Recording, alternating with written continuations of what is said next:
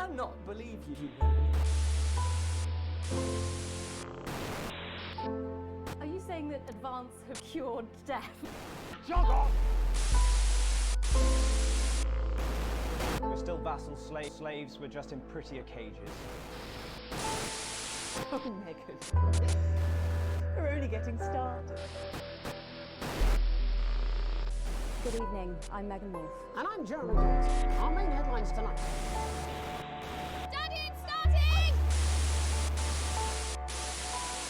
Every single one of you's a bit Jesus. What a wild ride this has been. Well, that's a very blunt question. Hello. Okay, very excited about this. Maybe I should turn down a bit. And have confidence that the team will keep you safe. But now you start to see it. The people never happy. It's never enough. I cannot believe you. Okay, yes. This is the beginning of our stream of Not For Broadcast. This was an episodic game. I forget how many episodes it was. And I think they may have run them all together for purposes Good evening. in the version that I got. Jeremy Dawes. Our main headlines tonight. It was kind of interrupted by the pandemic, the production of the episodes, because this is a full motion video game with tons of live actors. So the pandemic basically prevented it from being produced, unlike other video games where it just made it more difficult. This made it basically impossible, but actually they did some clever things to sort of get around that. So Confidence that the team will keep you safe. you may notice that some of the quote-unquote episodes are different than the other ones. It was because they Never happy. It's never enough. were made under different circumstances, but they kept it going, and I think they did a good job. I've seen parts of this. When I say blind playthrough, that's not entirely true, but Are you saying that Advance it is have cured death? a very plot-driven game, and I haven't seen enough of it to really We're still vassal slaves. know the plot. So that's my justification. We're only getting started. Well, whatever. Rather than trying to explain this to you, let's just start. And I'm Jeremy Dawes. Our main headlines tonight. Daddy, it's starting! Okay, we got Every single one of you's a bit difficulty ratings. What a wild ride this has been. Let's take the recommended difficulty rating. See what custom does. Very blunt question. Alright, it's warning me not to do custom, so I guess I won't do that. It's fine. And neighbours. And have confidence that the team I'll do the recommended one.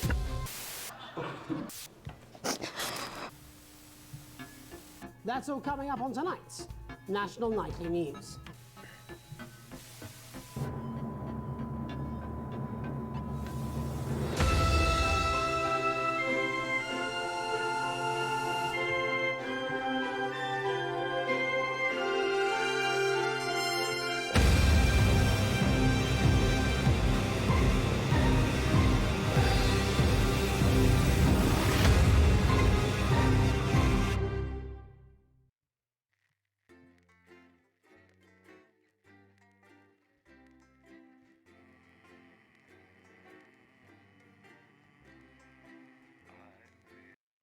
You know, you could have just done the loading screen and not shown me that.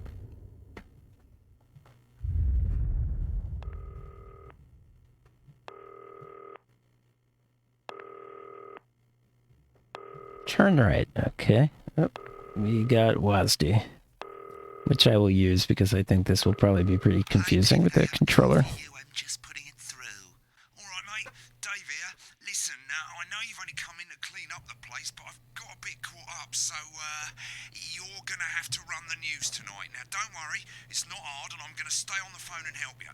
First, I'm gonna give you a quick tour of the broadcast room, so if you're not doing it already, look forwards towards all those screens. Right, look up at the top. That coloured bar is your audience. You want to keep the viewers going Okay, so this thing. down. Underneath that, you've got the screens. The one on the right is the broadcast screen. That's what the viewers are seeing at home. It's only a couple of seconds behind the master screen there in the middle. That's the one you control. Now, the four small screens on the left show the different signals coming from the studio, and you can choose between them using the numbered buttons on the vision mixer at the bottom left. Don't worry, I'll talk you through it and you'll pick it up in no time. Now, have a look to your left. Okay, so it sounds like I have cameras 1 through 4, and I'm going to pick one of them, and that'll be the one that shows up over here. And then, you know, there's a step where, like, maybe it gets censored or something, but normally what comes out over here would come out over here, be broadcast to the public, unless something weird is These happening. plugs control everything in the studio. I've left them set up for you, so provided you haven't fiddled with them, all you have to do now is throw the master trip switch and we're in business. Once you've got the power on, face the front again. You can see on the broadcast screen that we're in the end titles for the show before us. Fortunately, they go on for fucking ages, so there's plenty of time for me to explain. Oh, right, okay, they're over, so we haven't got long now till the broadcast. Right, quickly, mate, look down under the desk. You can see a load of videotapes on the left. They're your adverts. Pick any 3 and load them into the machines on the right. When you've done that, look up to the front again. Alright, well, come to Bumley. We're definitely doing that one. Exercise with ham sleeves? That sounds good. And, of course, Crazy Neil. You should be getting a signal from the studio soon. When you get the signal, select screen 1 with the vision mixer and we're ready to go. Prawn and mayonnaise? You know, seafood makes me come out in pustules. Yeah, I thought it might increase our viewing figures. Every day. You offer me prawns every day. 10 seconds, everybody. It's how I show love. You're trying to kill me. And yet you persist. Going in 5, 4. Good evening. I'm Jeremy Donaldson. Our main stories tonight. Okay, we're all good.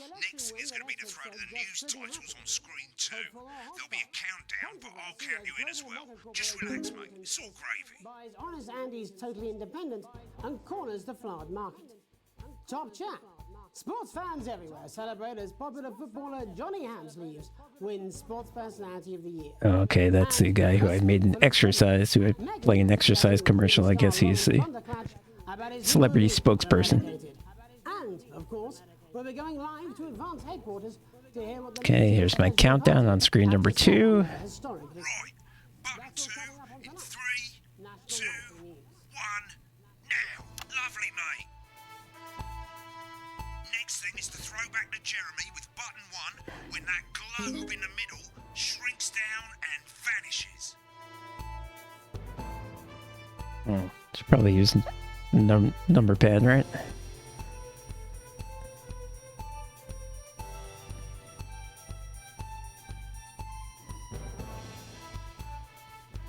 Here it comes. Switch to screen 1 now. But first, Screen 1, Jeremy. decisive win for Advance. We often get a bit of interference around this time, mate. Keep your eye on the machine at the bottom right. Maybe I can't use the number pointer that's pad. flashing or your scroll wheel to move the wave up and down, keeping the green bit in the white bit. But critics have accused him of a severe lack of actual policies and of being deliberately vague. The opposition parties have Oh, I see. Okay, so I have to make these waves but have yet to appear publicly. However, line up with each other. Right, it's I going think I'm a well. little All off you've there. got to do now is play the advert at the end of the segment. Make sure you don't play it too early or we'll all get fired. Now the clock at the top is counting you down to the advert. When it reaches 0, press one of the 3 play ad buttons over there at the bottom right. I normally play the first one at the first break and so on, but you can play them in any order you want. I'll count you into it as well, but keep your eye on the clock. to hear the co-leader's acceptance. Okay, so you see, 3, 2, 1, advert. 1 minute back, everybody. Jeremy, I need you to fill after the ads. What? Why? Wanker Snatch is running late. Oh, I thought I'd ask him about the election. personally, I wouldn't try to confuse him with any big words. That's the same policy we use with you. I thought that was our little secret. That's all right, he doesn't remember anything I tell him. I'm deeply uncomfortable with your burgeoning friendship. Love you too. Yeah. Wicked, we've made it to the first ad break. You're doing great, mate. But this is where it starts getting a bit trickier. This next sequence is what we call a multicam sequence, because you're going to be cutting between multiple cameras to keep things interesting. A lot of it's down to personal taste, but here's 3 good rules of thumb. 1. Try and keep the shot on whoever is doing the talking. 2. Don't stay on the same shot for too long, 10 seconds at the most. So if you're on the person who's talking, try and throw in the odd reaction shot or pull out to the wide shot for a bit just to keep it interesting. 3. Don't stay on reaction shots for too long. A couple of seconds is usually enough. Then the audience want to see who's doing the talking, yeah? Stick to these rules and you'll be fine. It's not as complicated as it sounds. You've seen programs on television, haven't you? Make it look like those. Might as well get screen 1 selected now. No need to wait for the broadcast to start. Try and stay ahead, mate. We're coming Okay, so you see how this works. You have a couple of different things that can be happening at once, and the game is sort of managing 10 seconds, everybody. all of them. You know, they'll be happening simultaneously. 4, 3. Welcome back to the National Nightly News. Later, we'll be hearing from shock election winners Advance. But first, Get ready to go to Megan on screen 4. Is here with a star of both stage and screen. Megan? Thank you, Jeremy. Bam. Megan Wolf, culture correspondent. And today I have a guest who starred in everything from Shakespeare Right, to go to Blunderclatch on screen 3 when she says his name. Today by none other than Lawrence Blunderclatch. Thank you so much for coming on. It may have I do hope you believe me when I it may have changed a little too quick, but it's fine. today is a Switch to 2 for the wide now. May I say, having you here with us is among ours. Right, now just try and stay on whoever's talking. Your latest movie, which is called The Medicated. The medicated, yes. Wow, what was that like? Well, as I said to Peter at the Rat, that's Yep. Peter Jensen, the director. Give us a look at Megan's reaction. Lovely. Now back to Thunder Twat.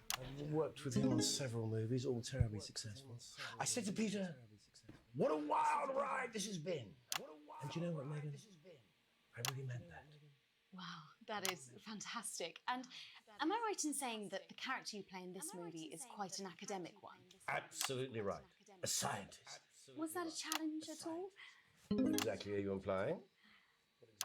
But seriously, yes, you're right. It was a complete departure from my last starring role when I played Sergeant Brock Rockman in Bullet Man. You'll remember that was the true story of one soldier's fight for a love that surpasses all others. A love, of course, for freedom. I think it's grossed over $1 billion, but honestly, who's counting?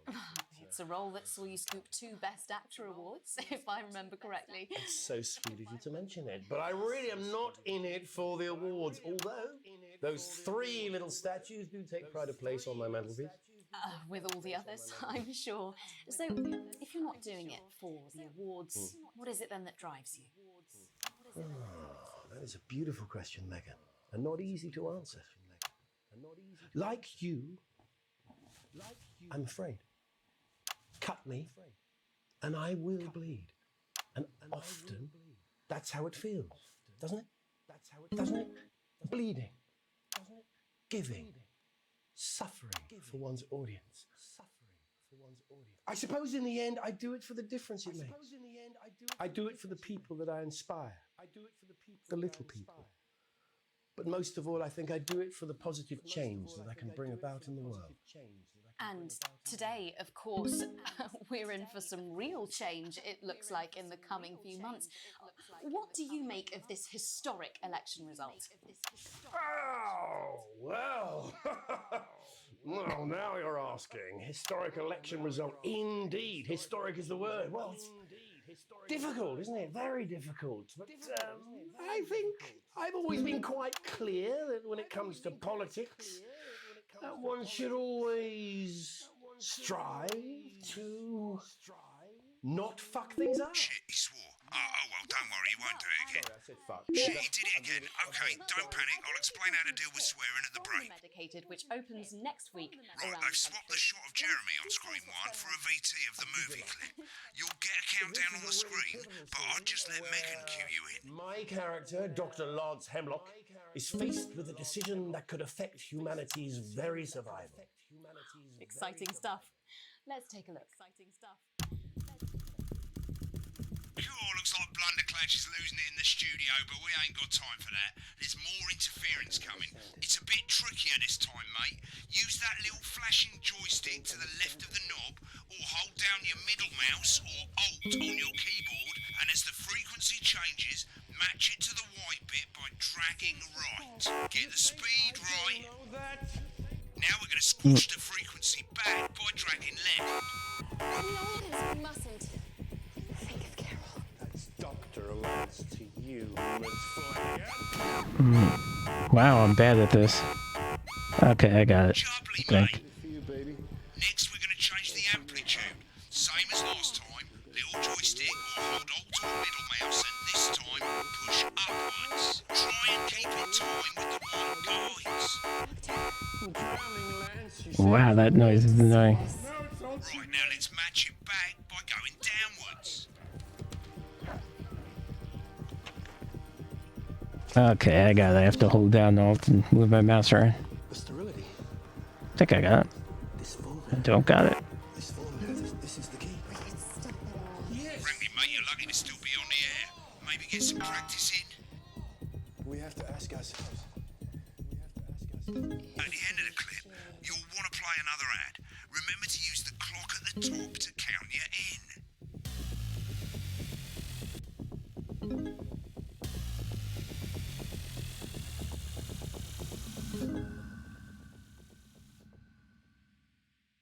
Right, I guess I better explain how to deal with bleeping out swear words. As you've probably noticed, the broadcast screen, here, is about 2 seconds behind the master screen, here. When someone says a naughty word, the bleep button lights up, like this. 2 seconds later, you'll hear that swear word going out on the broadcast, and you need to hold down the bleep button, or the space bar on your keyboard, for as long as the swear word lasts. It can take a bit of practice getting used to hearing 2 things at once. Just stay calm, and you'll get it. And if you can't tell when to bleep, just above the button, you'll literally be able to see the sound scrolling by. All you gotta do is hold it down while the red bit is over the red line. Simple. Of course, if you do it by eye, you'll have to take your eye off the screens. That's why real professionals do it by ear. Most people like to have the volume of the broadcast screen a little bit below the master screen. Let's set it now. Okay, so yes, this is something that can be a little confusing into. You'll hear the advert getting louder. Good. You're set to start censoring. Like I say, it takes a little practice, but I'll try and help you through it, and soon we'll have you bleeping like a pro.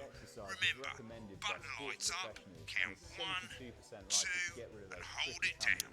Remember to select screen 1 now that you've got the feed. Don't wait for the broadcast to go live. That's too late. You can use the number buttons on your keyboard, 1 to 4. Seriously, Edward. So yeah, it can be confusing because you're hearing 2 audio feeds that are out of sync with each other. I'm told we can now go live to Advance Headquarters, where the 2 leaders, Peter Clement and Julia Salisbury, are about to make their acceptance address. Cut to the outside broadcast. Oh shit, he's pissed. Get ready to bleep. Thank you all for coming, and, thank you all Where for coming. do I start? And, what a day. They said we couldn't do it. They said we couldn't do it. Every dirty, low-down, lying, southern bastard trick they had against us. But you, the people, you saw right through their shit. I'm sorry about the language there. Sorry about that. I've had a couple of celebratory pints. Makes me coarser than the ground is funny. Coarser than the ground is... Memorably put. Nailed it. But to be honest, who can blame Peter for celebrating? Throughout the campaign, you've heard us say that Advance are not a political party. A party is what you have when things are going well. When the country is suffering, you don't need a party. You need a team. A team that can change things. But today is day 1 of a new future. A better, fairer future. So perhaps we should all be celebrating. Except for the rich. For them, the party's over. They shouldn't be celebrating. They should be putting their shitting pants on and opening their dusty checkbooks. Again, colourfully put, but not inaccurate. Before we came out here to address the nation, we used our executive powers to pass the Assets and Wealth Act. Working with the tax office, we have produced a definitive list of every person in the country with wealth into the millions. You know this sort of, probably you rather you don't. Because the likes of you and me are not welcome in their gated communities. Tomorrow we will be introducing a sweeping reform of the tax system in this country. No more hiding wealth offshore, no more trust funds or creative accounting.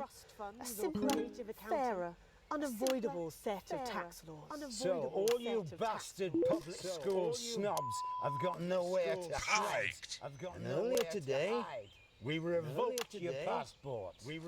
You want them back? You want to leave like you threatened before the election? That's fine. But first, you're going to pay up. You're going to pay back. Advance are going to turn this country from a nation of warring individuals into a team. To properly fund health and education. To raise the living standards of us all. The pundits said we'd have to raise billions. But you'll see when we've reclaimed what's ours, that's absolute ferret shite.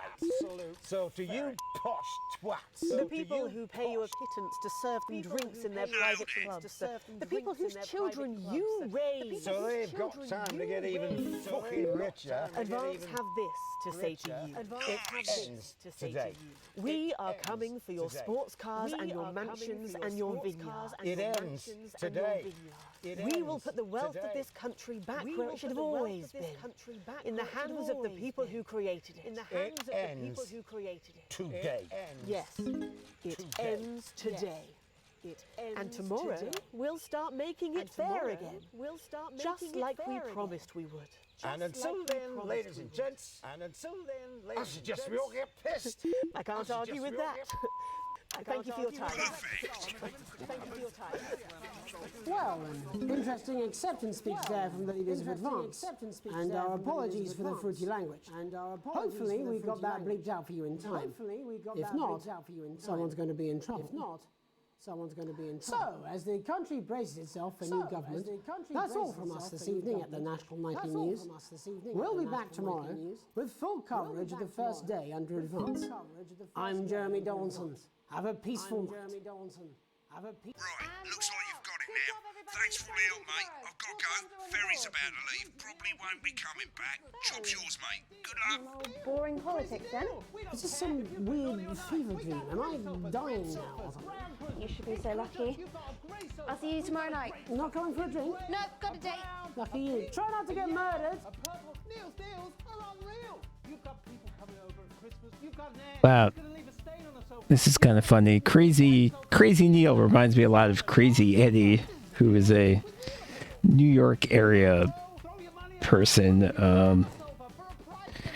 This game is British. I don't know how that works. I guess there are Crazy Eddies everywhere.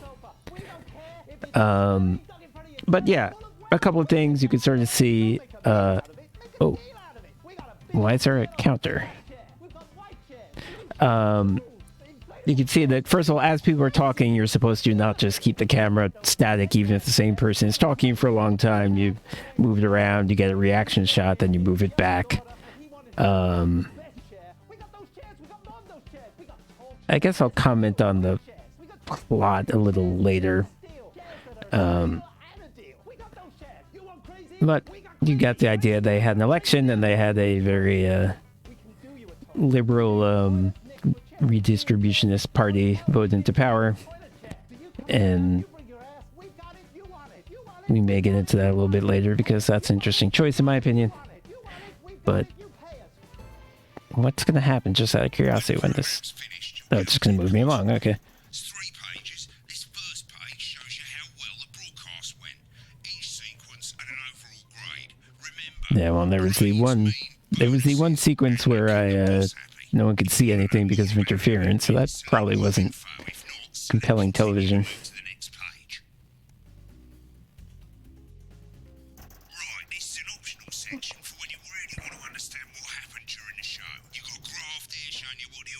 They're No. a fickle fucking bunch. And of course, you can really drill into the details if you want to get better at making TV. I never came here, never once. Well, this is blatantly a blatant lie. This was not an interference-free show, and I assume that that's the reason why it's got to be why our ratings went from 70, whatever that means, to 15.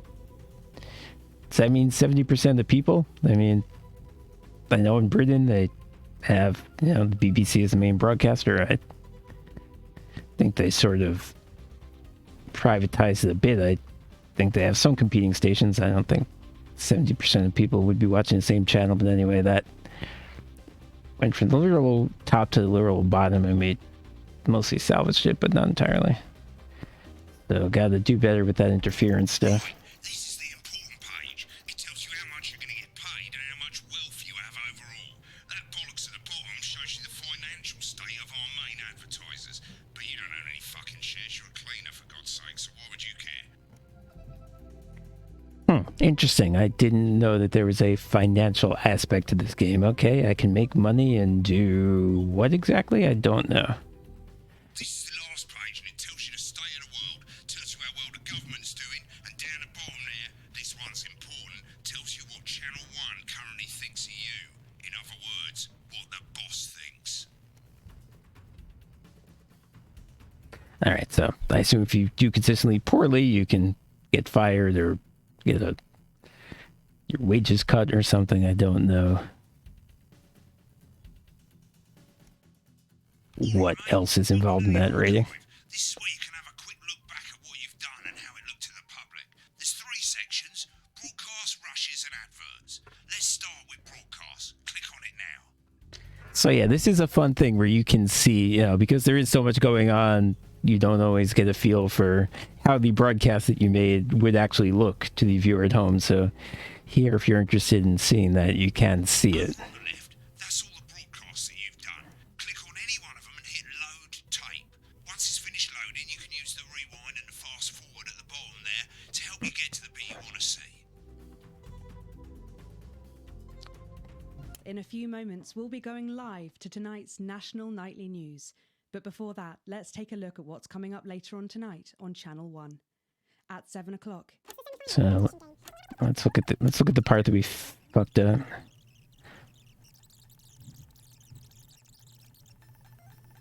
Which was when we played this actor's movie clip.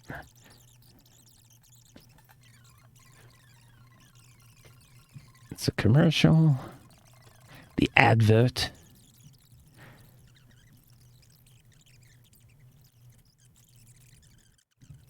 Those 3 little statues.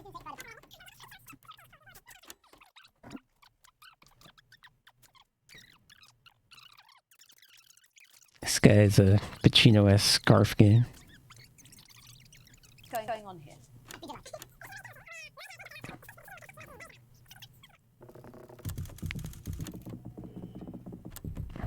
I don't understand it. Doctor.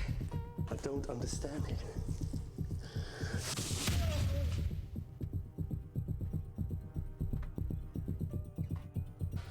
It's not your fault. Okay, so yeah, there's the interference. Nolan mustn't think of Carol. Dr. Lance to you, Miss Flanagan. Okay, you get the idea. That was bad. Right, click on rushes and let's have a look at those. Right, this is the rushes room. It's pretty simple. The 4 screens you can see, they're going to show you the 4 signals you got from the studio during the actual broadcast. Difference is you can mute any combination of them, so you can have a listen to the stuff you weren't allowed to show. Select the broadcast and give it a go, and when you're done listening to the backstage secrets, hit back. So yeah, this is something that you may have noticed is that there are... Wow, why'd the music get so loud? That there are... people still talk even when they're not being broadcast, and you can sometimes you can make out what they're These saying, aren't sometimes my you cards. can't. Please tell me these aren't my cards. No, they're the right ones, apparently. This didn't go out. This was gives me before the nothing, interview Jenny. started. They must see that. I know. I think they think he won't have anything to say. Oh, for God's sake, come on. It's a huge day. He's not an... Absolute bonehead. I don't care, Rob. I'm not doing it. I agreed to do one beastly interview a day. I made that completely clear when we started. Check my contract.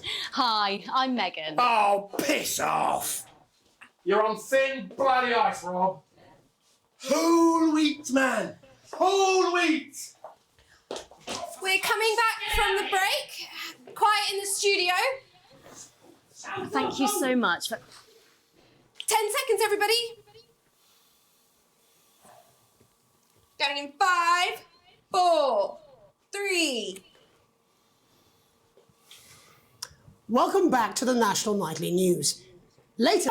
Okay, they continued to have an argument after they threw to the movie clip. So let's see if we can find out what that was about. This is a really pivotal. And we're out. Rob, get the car. We're out of here. Mr. Blundercatch. No! I'm shutting this down. What kind of operation? I don't understand it. Running. Mr. Blundercatch, I understand you're upset, but we can... I don't understand. Rob! I'll be at the Dorset. Send up a bottle of scotch and a whole ham. It's in my contract. It's not your fault. You think I don't know that? I'm sorry. I just had to. I had to. Go on then. Say it. What? Told you so. That's Dr. Lance to Your hair looked nice. Flanagan. See, this is why you're single. Did it for you, baby. All for you. Oh yeah, she wasn't supposed to ask him about politics, and she did. Should we save and quit? Should we just... I'm hoping it'll save even if we continue. I'm gonna keep going here.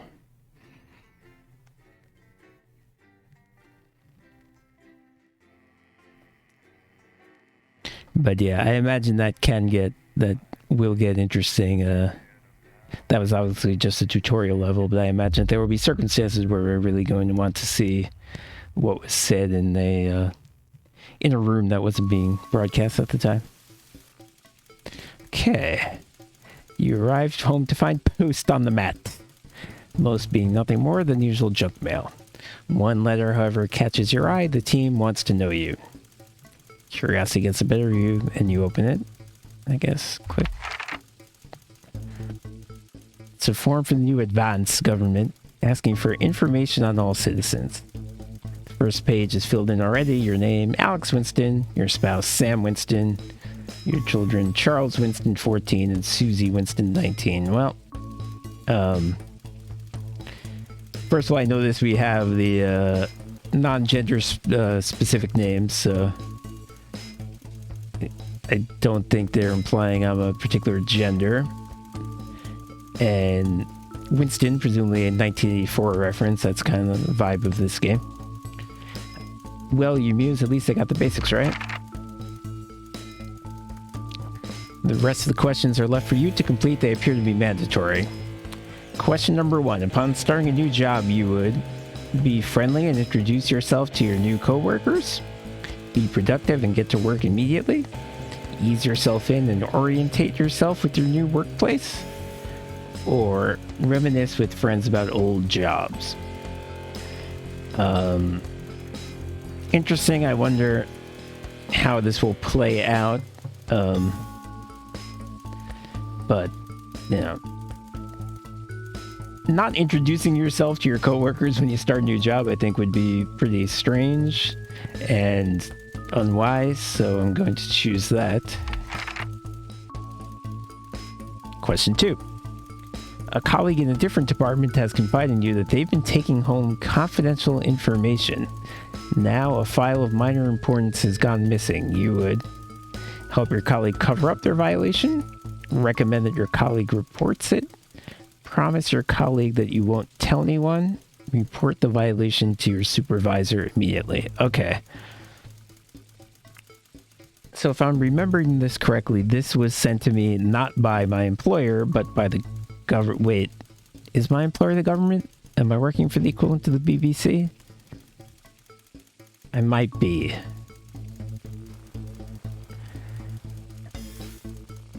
I don't know. But you know what? Probably when the government sends you a letter asking you, do you break the law? You should probably say no. Even if realistically, I think recommend that your colleague reports it is probably more where I would actually lean, considering it's of minor importance. I don't think I would most likely actually snitch someone out for doing something that doesn't sound like it matters all that much, but in this circumstance, I will tell the government that I would report it. Question 3. An entire department was fired today for consistent underperformance. Your boss has put in place new targets that are significantly higher than the previous ones. You would leave work on time, stay late to ensure you hit the first deadline, leave work early and head to the pub to chat about the changes with colleagues, leave work early and head home to see your family. Interesting. So 3 of these choices amount to this doesn't bother me, and one of them amounts to I think I should change my behavior due to the fact that people are getting fired and the threshold for not getting fired has increased. I would probably not want to. I would probably be trying to figure out a way to not be in this job anymore, but assuming that I was, if I wanted to keep it, I guess it would behoove me, it sounds like, to at least hit the first deadline. When these circumstances happen, you hope that, I don't know, some crazy new boss got hired and they're being dramatic when they first come in, and you hope it'll calm down once the boss has been there for a while, which usually is what happens. People don't have the same drive to change everything 5 years into the job as they are when they first get there. Question 4. It's the annual company barbecue, and you and your family have been invited. You are looking forward to enjoying a nice day out with friends and family, or washing your hair that day. Go if you're free, but wouldn't mind missing it. Have been practicing with your coworkers and think you'll win the talent contest this year. Again, personally, I have no real desire to, well, I mean, it depends. Usually at most jobs I've had, I like hanging out with the immediate people who I work with the most often, and I'm not really dying to hang out with the entire company. So really, I would probably pick one of the middle options. But again, I've been sent this letter by somebody who is, perhaps I shouldn't give my most honest opinion. So I'll give the answer number 1, which seems like a nice nondescript answer. Question 5. You've had a long, successful career and are now about to retire.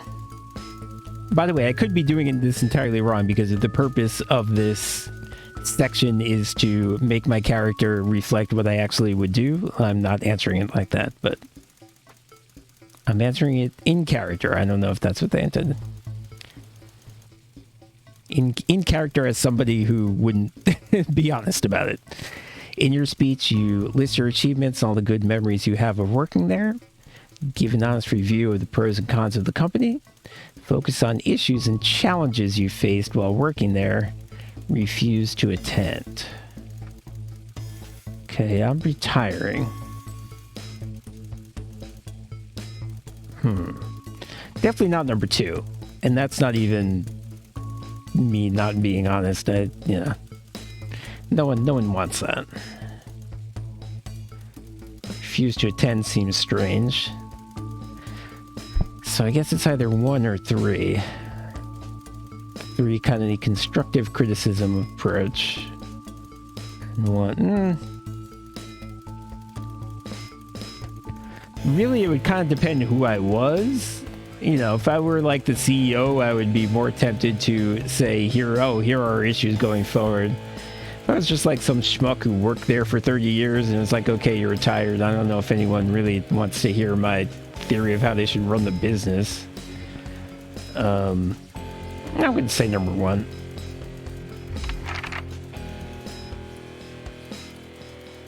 Question 6. In your spare time, you like to relax alone, doing things like listening to music or making models. Attend political rallies and stand up for what you believe in. Encourage and support your children with their hobbies. Play in your local sports team. Okay, well, I have been told that I am a parent with 2 children. So I feel like that would probably be where my main attention would go. Question 7. Your ideal holiday getaway would be surrounded by natural beauty, getting away from the strain of the daily grind, exploring somewhere unfamiliar and discovering new experiences and challenges. A structured day at a theme park, bursting with thrills and attractions for you and your family. A romantic getaway with your partner to a tropical island paradise. Well, Again, if I were married with kids, probably number 3 would be the only, like, practical thing to do. Though it said that my kids were 19 and 15, so I guess I could sort of leave them for a day, maybe.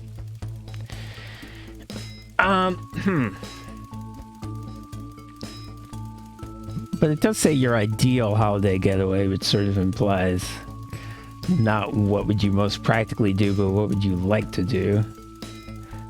So let's say the romantic getaway. Question 8.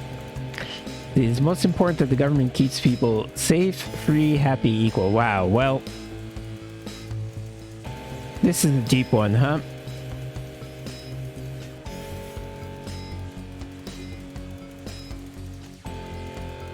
Jesus. Wow. You know, obviously they're all good. Holy. You know, obviously all of them can be taken to extremes. Like, probably the actual answer is safe. Like, that is actually the first priority of the government. Is it has the monopoly on the use of legitimate force, and, you know, it stops people from killing you. But, of course, a government that is overly concerned with keeping people safe, you can very easily imagine, can become a totalitarian government. Similar with free, you know. It's like, oh, okay, we don't have as many laws, but then if you don't have enough laws, then it becomes a survival of the fittest situation. Happy? It's not really the American tradition to say that the government's job is to make you happy. I don't know if that's means it's not a good goal. I'm not really used to thinking of it that way, though. We don't think of the government that way. Equal, well, I think we're seeing with this government that was just elected in this game, the problem with equal, again, sounds good, but,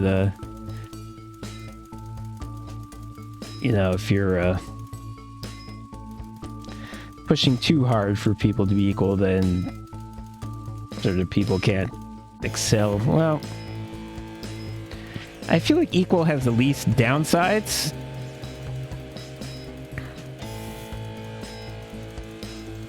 Like, I can imagine the bad government that goes too far with safe or free easier than the bad government that goes too far with equal. I guess it's like communism. But communism wasn't even really equal. Fuck it, I'm picking equal. I spent too much time on this. Thank you for your cooperation. Advance knows your time is valuable, and we appreciate your help in leading the nation to a brighter future. Great, that wasn't creepy at all that the government is sending me personality questionnaires. A family matter. Did I do that? It's late. Sam and the kids have gone to bed. You're just drying up a favorite coffee cup, a worn-out souvenir of your first trip together. Okay, so I guess that's how they incorporated that I like to take romantic trips with my partner. Hopefully there's more to it than that. The print's faded, but the goofy face still makes you smile. A knock at the window brings you back to reality. There in the garden, clutching a gaudy neon green suitcase, is Chris, Sam's sibling. Another gender non-specific name and designation. As soon as you let them in, they sit at the kitchen table, visibly stressed. Chris takes a deep breath. Okay, so this is my brother or sister-in-law. I'm so sorry for bursting in so late, Alex, Chris stammers, but I need a favor, and you're the only one I can ask. No problem, what's going on? Are you okay? Should I go get Sam? I'm going to say the second one, and I suspect from the way Chris is phrasing this that the answer is no, this is something that Sam shouldn't hear about, but let's make them confirm that. No need to worry, Sam. Yeah, that's what I figured. It's you I came to see. I just need 2 minutes. You've heard about the Assets and Wealth Act. I merely work in news, Chris. Not really. It must have passed me by. Well, I don't know why I would lie about this. Chris's fist bangs the table. It's total bullshit. They're taking whatever they want and distributing it as they see fit. No government should have that kind of power. I can't believe they're actually getting away with it. Madness! Which is why I need your help. What exactly is it you need? Why do I get the feeling I'm not going to like this? Well, I have no idea what my opinion is of Chris or anything about Chris. So I guess I will be nice to them until they give me reason not to. Chris's eyes seem to be resting comfortably on the floor tile. Look, I know it's a lot to ask, but I need to borrow your passport. Oh, I know. I can already tell I'm not doing this. My passport, what for? My passport, I can't give you that. It's illegal. Well, let's just ask what for. The answer is going to be no. Unless he's in more danger, then they're going to take my money. They've taken mine and half the bloody countries. That does sound bad, by the way. But people always say you and I look similar, so Chris is pacing now. I need to leave before it's too late. Once I'm out, me and my money will be safe. But I need to go now before they freeze my accounts. Please, Alex, I wouldn't ask if I had any other choice. Now, if the government has decided that half of the country is too rich and well, forget about too rich.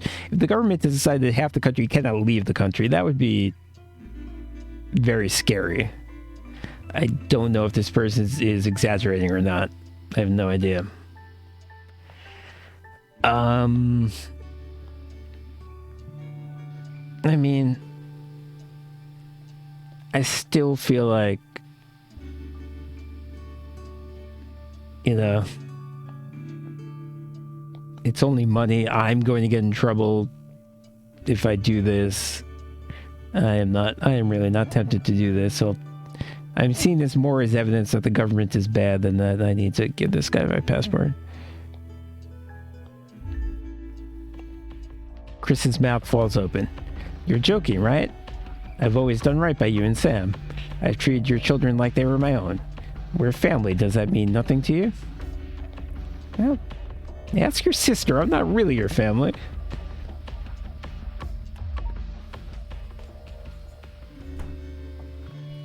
Fine, I'll solve this myself, Chris spits. So much for family loyalty, eh? Grabbing the neon fluorescent suitcase, Chris disappears into the night.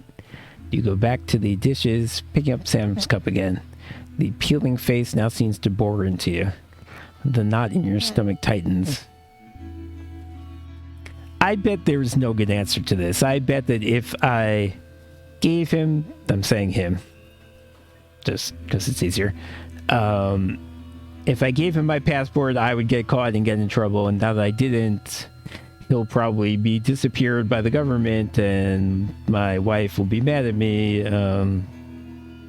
So I bet there was no correct solution to this. And I unlocked achievement, screw the 1%, so that's good.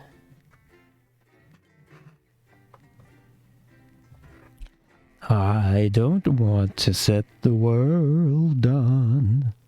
No. They ate the Fallout. Yep, here we go. My wife's gonna be mad at me. Oh. Oh. Yes.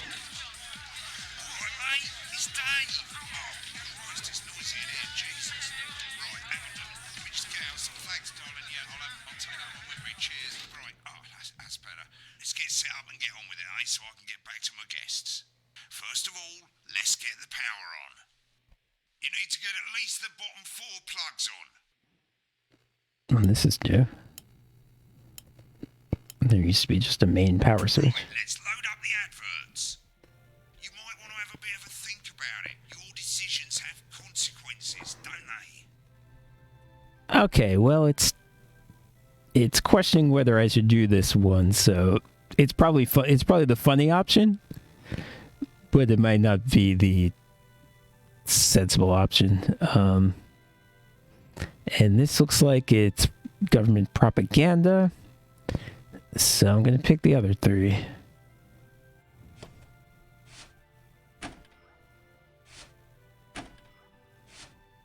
Crazy Neil, always close out with Crazy Neil. That'll be the new rule. Right, you can see they finally got the old headline system up and working again, and the Vision Mixer's already in headline mode because headlines always come at the start. It's really simple, mate. These 2 buttons at the bottom of the Vision Mixer, you can see they now have A and B on them, and they're to help you pick image A on the left bottom screen here, or image B on the right bottom screen here. It's really simple. This little clock here will count down the number of seconds am you a have little to make a confused. decision. Provided you make a decision in that time, you're fine. And you can change your mind as much as you want until the clock reaches 0. But if you don't make any decision, you'll be fired before you even get to make another choice. I just want to say one more thing, mate. The pictures you choose to show of these people, well, that's how the public is going to perceive them, and that's going to affect their lives. So like with the adverts, choose carefully. No, and we're off. Good luck, mate. If I get time, I'll call you back in the next break. Yeah, I'm coming, darling.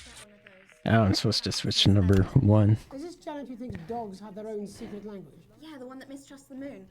10 seconds, everybody. Not the best source of consumer advice, then. Don't blame me when it explodes. Going in 5, 4, 3. Oh, I am curious what they were talking about. Were they talking about that toy that is dangerous? Our main headlines tonight. Destination unknown. At the end of Advance's first full week in office.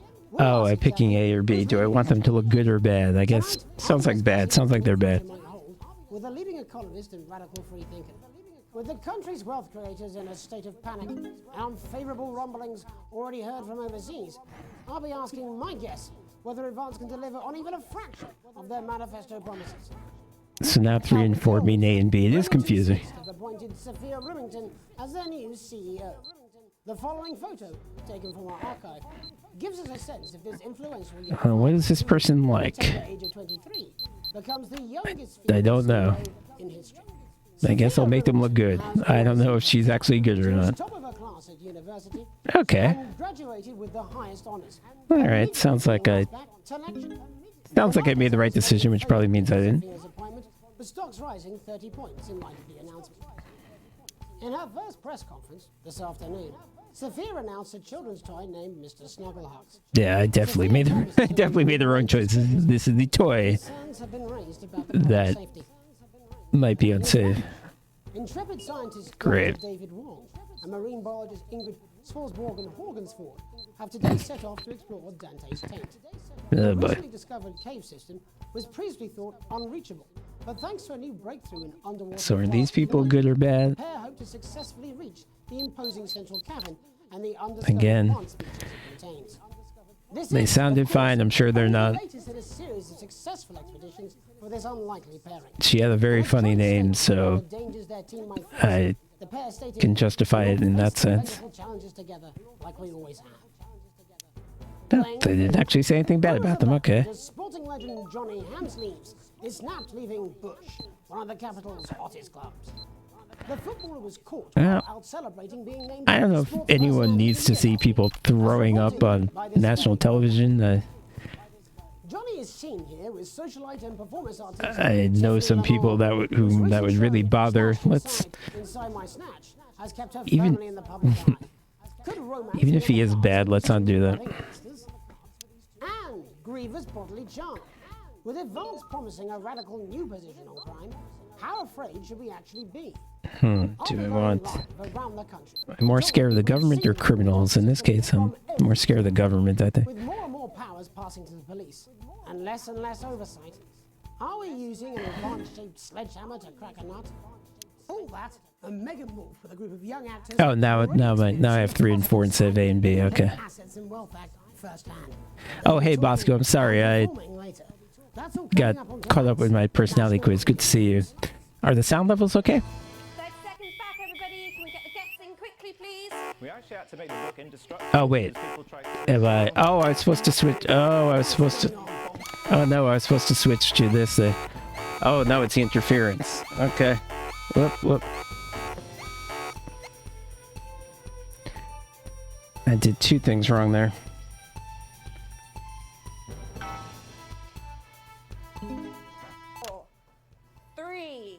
Whoop. Think of the government's swift enactment of the Assets and Wealth Act. Wow, I'm talking about Advance's first week in office. really fucking up. What the future holds. Joining me are Katie Brightman, a leading economist, and Alan James, author of Alan James is Right.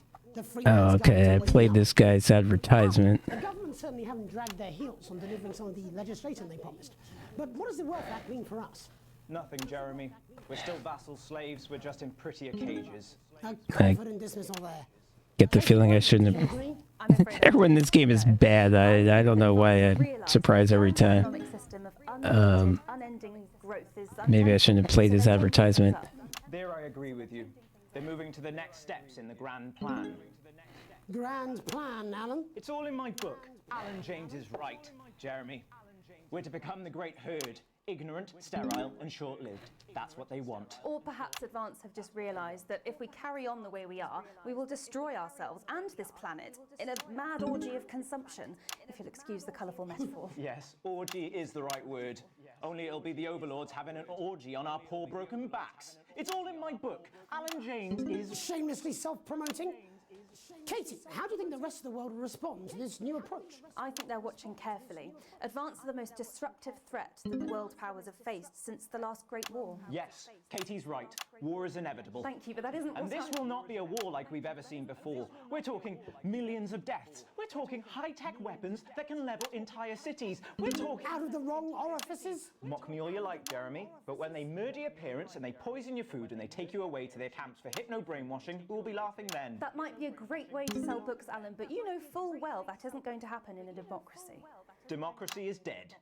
Yes, Advance are radical, and change is always frightening, but the truth is that the Wealth and Assets Act has made more than 90% You see, when I switch, when I do those reaction shots or those wide shots, the audience usually goes up. Young lady doesn't understand, Jeremy, is that these are the Oh, same people. what? Oh, he said bollocks. Rebranded, but it's all a little circus act to keep us from seeing the tyrant behind the curtain. That's where you're wrong, Alan. For a start, they've mobilised the youth vote like we've never seen before. You say mobilise, I call it grooming.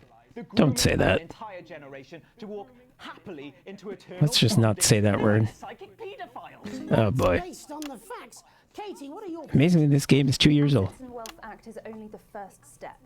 Advance now have a historic budgetary surplus, and as well as properly funding our public services, they're already funneling unprecedented amounts into scientific research and the arts. Or, as I call them in my book, Frankenscience and opiates. Like opiates, see? Can we get back to the issue at hand, please, Alan? This is the issue.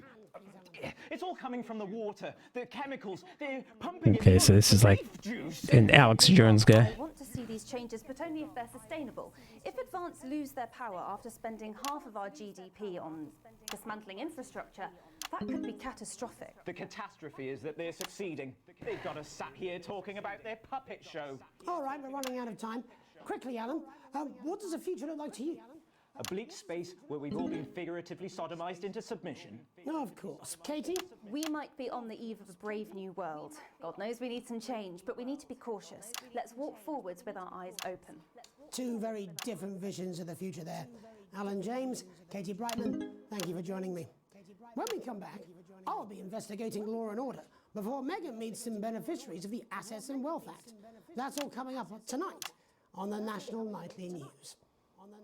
1 minute back. You know, I think they might do some good. I hope so too, Jeremy. How much are you being paid by them then? Shut the fuck up, Alan. I've never heard so much shit in my life. Well, we'll see who's full of shit, won't we? Wow, this commercial was poorly timed. I can't understand it for you. Well, I don't know what she meant by that.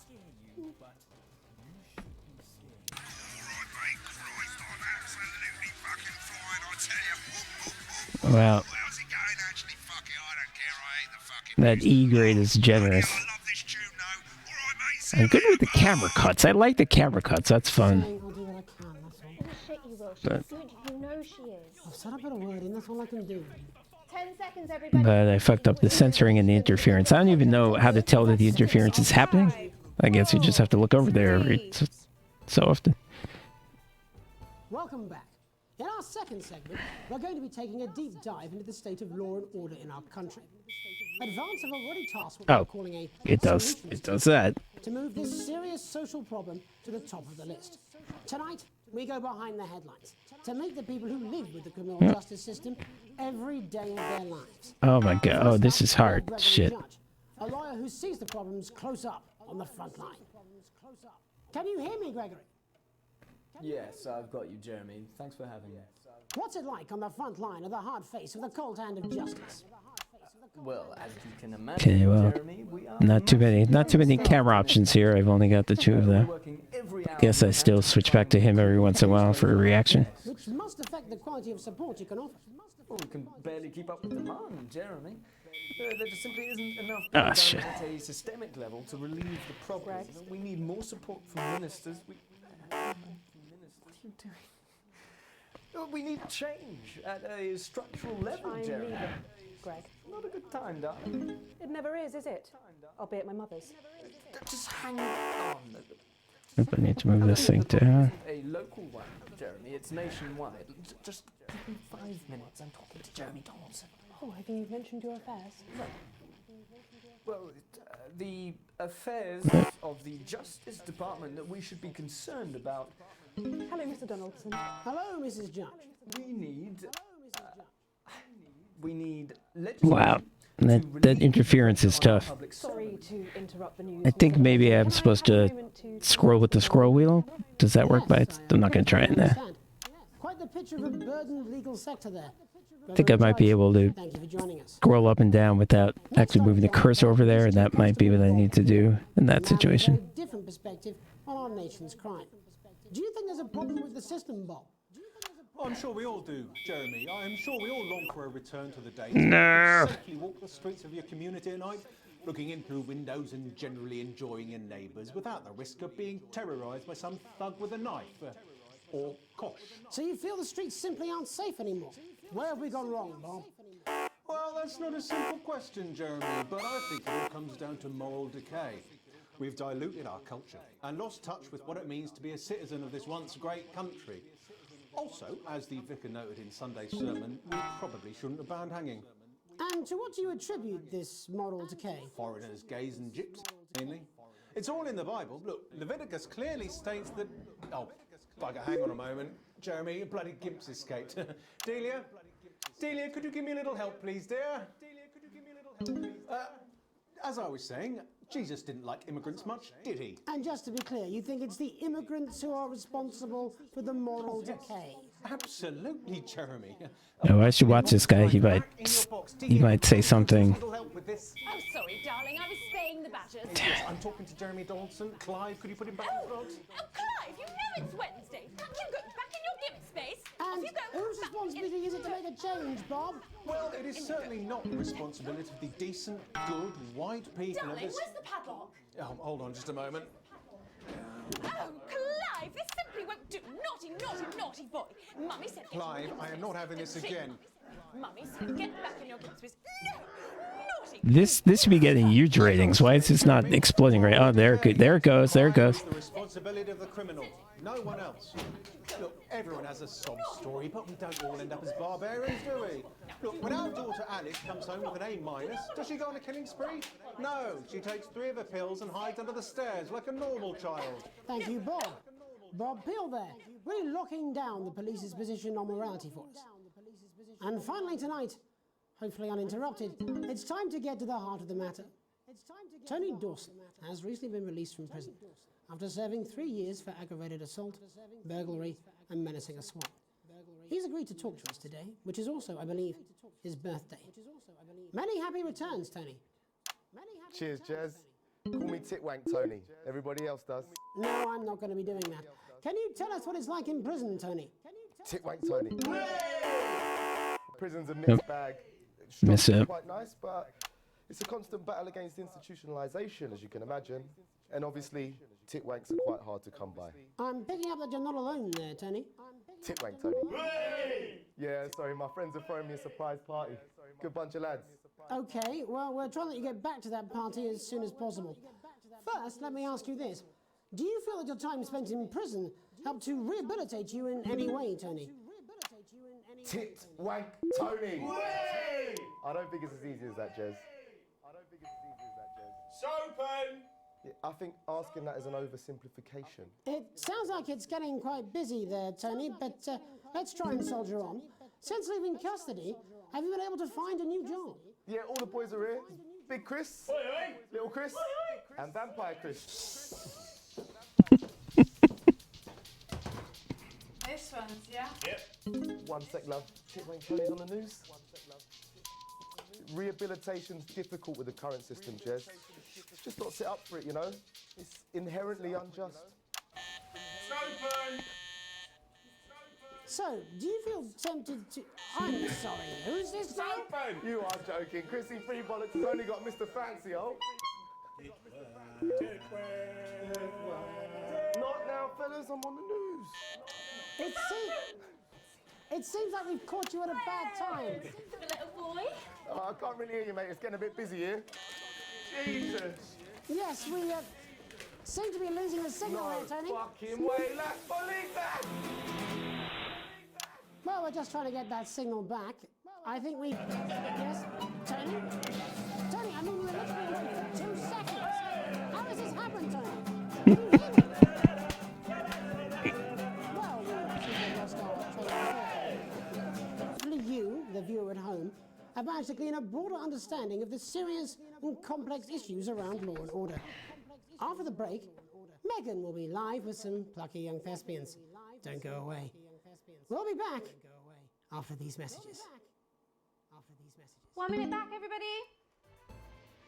That went well. Piss off. Smooth, decisive. I ain't got long and I'm quite drunk. It's been a great night. In this next section, there's a bit of music. If you edit in time with the music, you can see the result on the Vision Mixer, and the public will love that.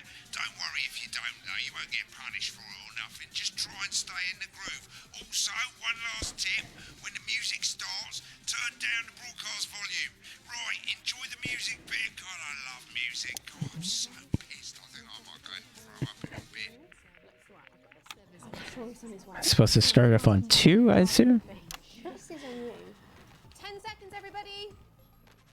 I can't talk too much during this because I'm concentrating, but I think it's fine because the game is way funnier than I could ever be. Welcome's Black. I'm Megan Wolf, and on tonight's Culture Sports, Why is Jeremy here? Did he sit down just to bother me? A team of inspiring young people from Scritchford Sixth Form College who today received a grant from Advance to take their play, Hey, Friendship on a tour of local secondary schools. Welcome to you all. Well, let's start with you two, Harriet and Charlotte Winstanley-Hamilton. Girls, you must be thrilled. We are, Megan. We're overwhelmed, to be honest. And I believe you two are sisters, is that right? Yes, Charlotte's my oldest. I'm the older, more popular one. Only joking. Harriet and Trey were really the ones who came up with the whole idea. So, Harry and I were shooting the breeze in the cafeteria, and I said, hey, let's actually do something. So I went to look for a drama teacher. But she'd been laid off due to budget cuts. Fortunately, I directed a pantomime when I was at university, so I knew the ropes, as it were. Oh, right, yes, but you're the maths teacher, aren't you? Yes, that's me, Jeff Algebra, maths teacher. Maths is really important. Oh, thanks, Steve. Maths is really important. Yeah, thanks, Steve. As is theatre. It's one of the oldest art forms in history, Aristotle. I just think that when we travel around all these problem schools and the poor kids see us, they say, hey, I really want to be like those attractive kids. And that's a very beautiful and powerful thing. We touch our audiences and they touch us right back. I suppose with a surname like Algebra, there was really only one choice of career for me. My wife, Angela, and I, we often laugh about it. Angela Algebra. Yes. We just want to bring a bit of song and joy into people's lives. And teach people about the difficult issues. The issues in the play are what really matter. And I think you're going to be showing us an extract from this play, aren't you? That's right. To put into context, I play All right, a young edit first year in time with the music. Her character doesn't actually have a name, yeah, because in a way she's like all of us. It's like a metaphor. Maybe she's you at home, or like, maybe she's you, Megan. Maths is really important. Yeah, thanks, Steve. Put it in, coach. Yes, thanks, Steve. Right, well, I'm going to have a little chat with your teacher while you run off and get ready. I can't wait to see it. That's it, that way. All right. What does edit in time to the music really mean? So, Jeff, when did you first hear about the grant? 2 days ago. A letter from Advance arrived at the school. Now, the headmaster thought it was all a prank, but his secretary retrieved it from his bin and brought it to me. Wow, how did you react? I also threw it in the bin. But then Harriet and Trey rescued it, and they rang the number at the bottom of the page, and next thing you know, we're on tour. Wow. Well, I think we can all guess which way you'll be voting from now on. Do you know what? It's funny because Angela and I don't usually vote. We're not very political. I'm a mathematician, of course, and she's a paraplegic mainly. But Oh, boy. we did used to watch that Peter Clements DIY show back in the day, and so we thought, why not? Let's have a go at this old democracy thing. Okay. And here we bally well are. Good stuff. Fucking brilliant. So, let's have a look at a The short curse. section of Hey, Friendship.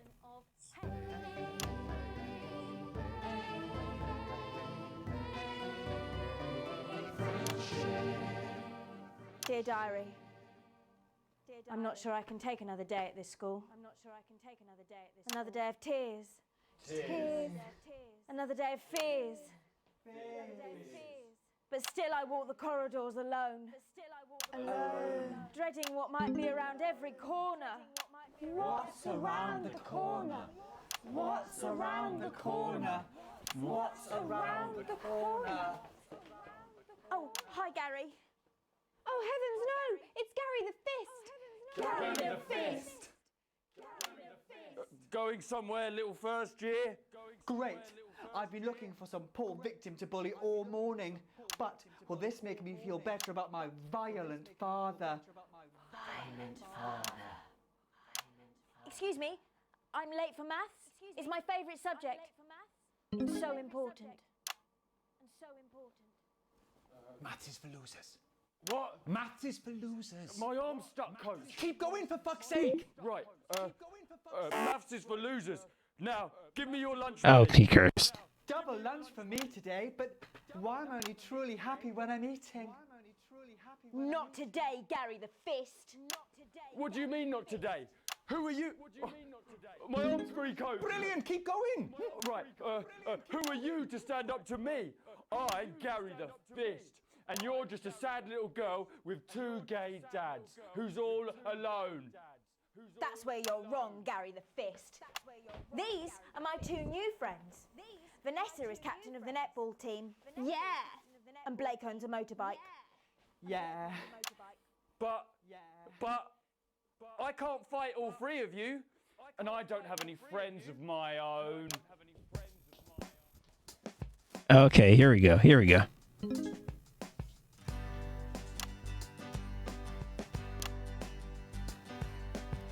Take a look at me.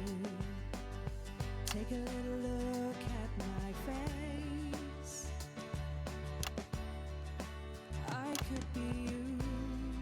She could be you. And you could be me.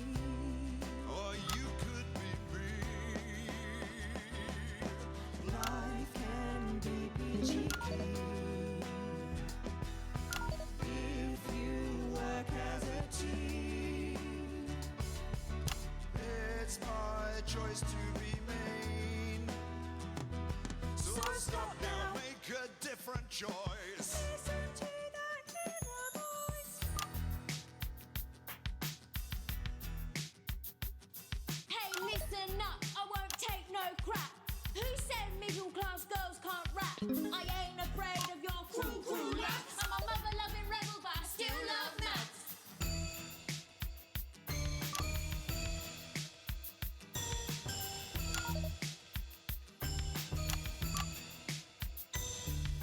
Hey, kids, I'm Gary the Fist. People think that folks like me probably shouldn't exist, but that's just prejudice, and I'd do better if you knew the way that I became Gary the Fist.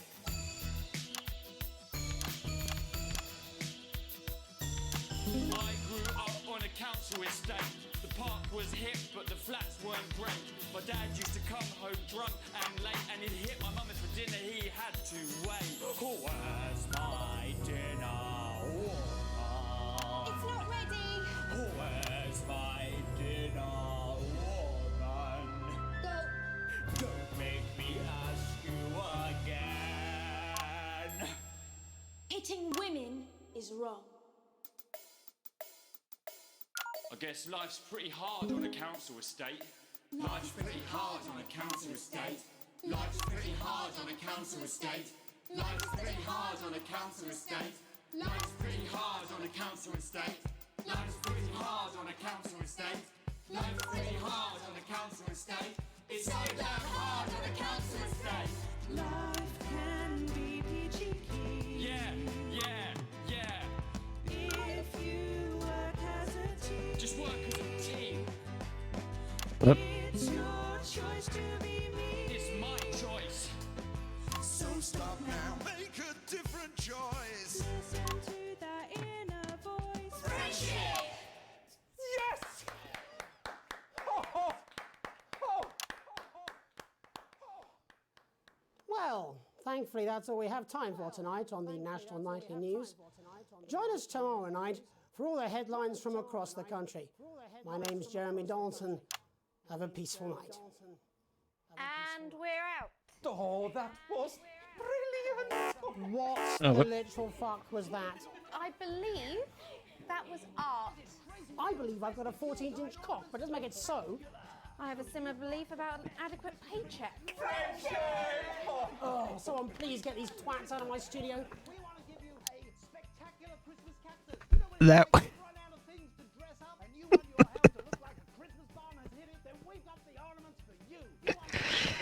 That was so much fun. That was editing that, even though I did not do a great job actually doing so. That was tremendous. Oh my god, this game.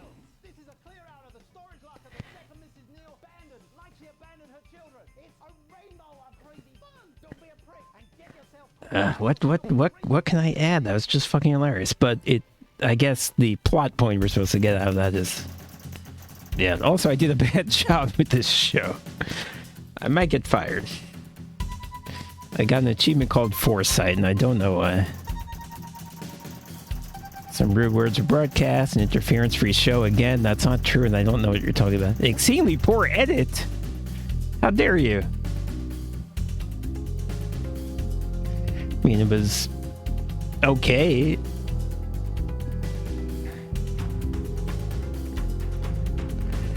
But yeah, I need to be more sensitive about profanity. When someone curses, it doesn't make an impact on me. That's probably not a good sign, not only in this game, but in life. My pay got docked. Awesome. Alright. And I'm in crippling debt. Alright. I don't know what this means, but I know it means I have to do a better job.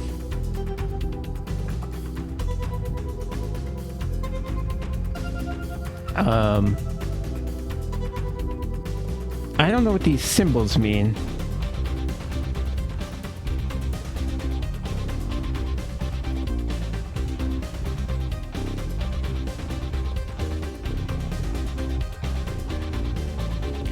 Yeah, I don't have the censor button for chat, so you're allowed to say that, Bosco. What do these symbols mean? I don't know. Alright.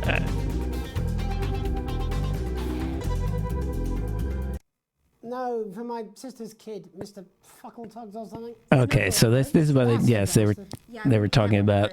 My friend Janet says theirs gets really hot. Is this Janet who thinks dogs have their own secret language? Yeah, the one that mistrusts the moon. 10 seconds, everybody. Okay, so they were talking about this toy that Bring me when it explodes. Going in 5, 4. is dangerous.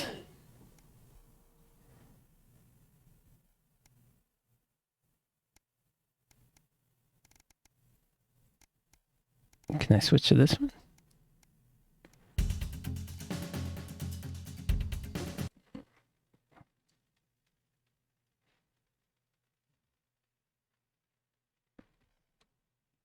I think this, unfortunately, I think this takes up a lot of disk space because these are all with a group of young actors who are already experiencing the positive side of the new Assets and Wealth Act. these are all firsthand. full motion They'll be videos, talking that's to say. and performing later. That's all coming up on tonight's National Nightly News. I'm just trying to.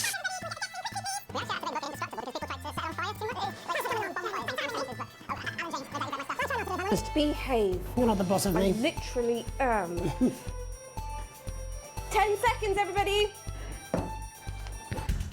Okay, I was trying to watch. I guess it wasn't. It's not in the. Oh, maybe it's in the actual broadcast. I want to know what is the name of the company that makes the. Kicking off our evening schedule is a retrospective of the best the toy that the unsafe toy, because I want to remember not to advertise that company if it comes up. Let's see if we can get that.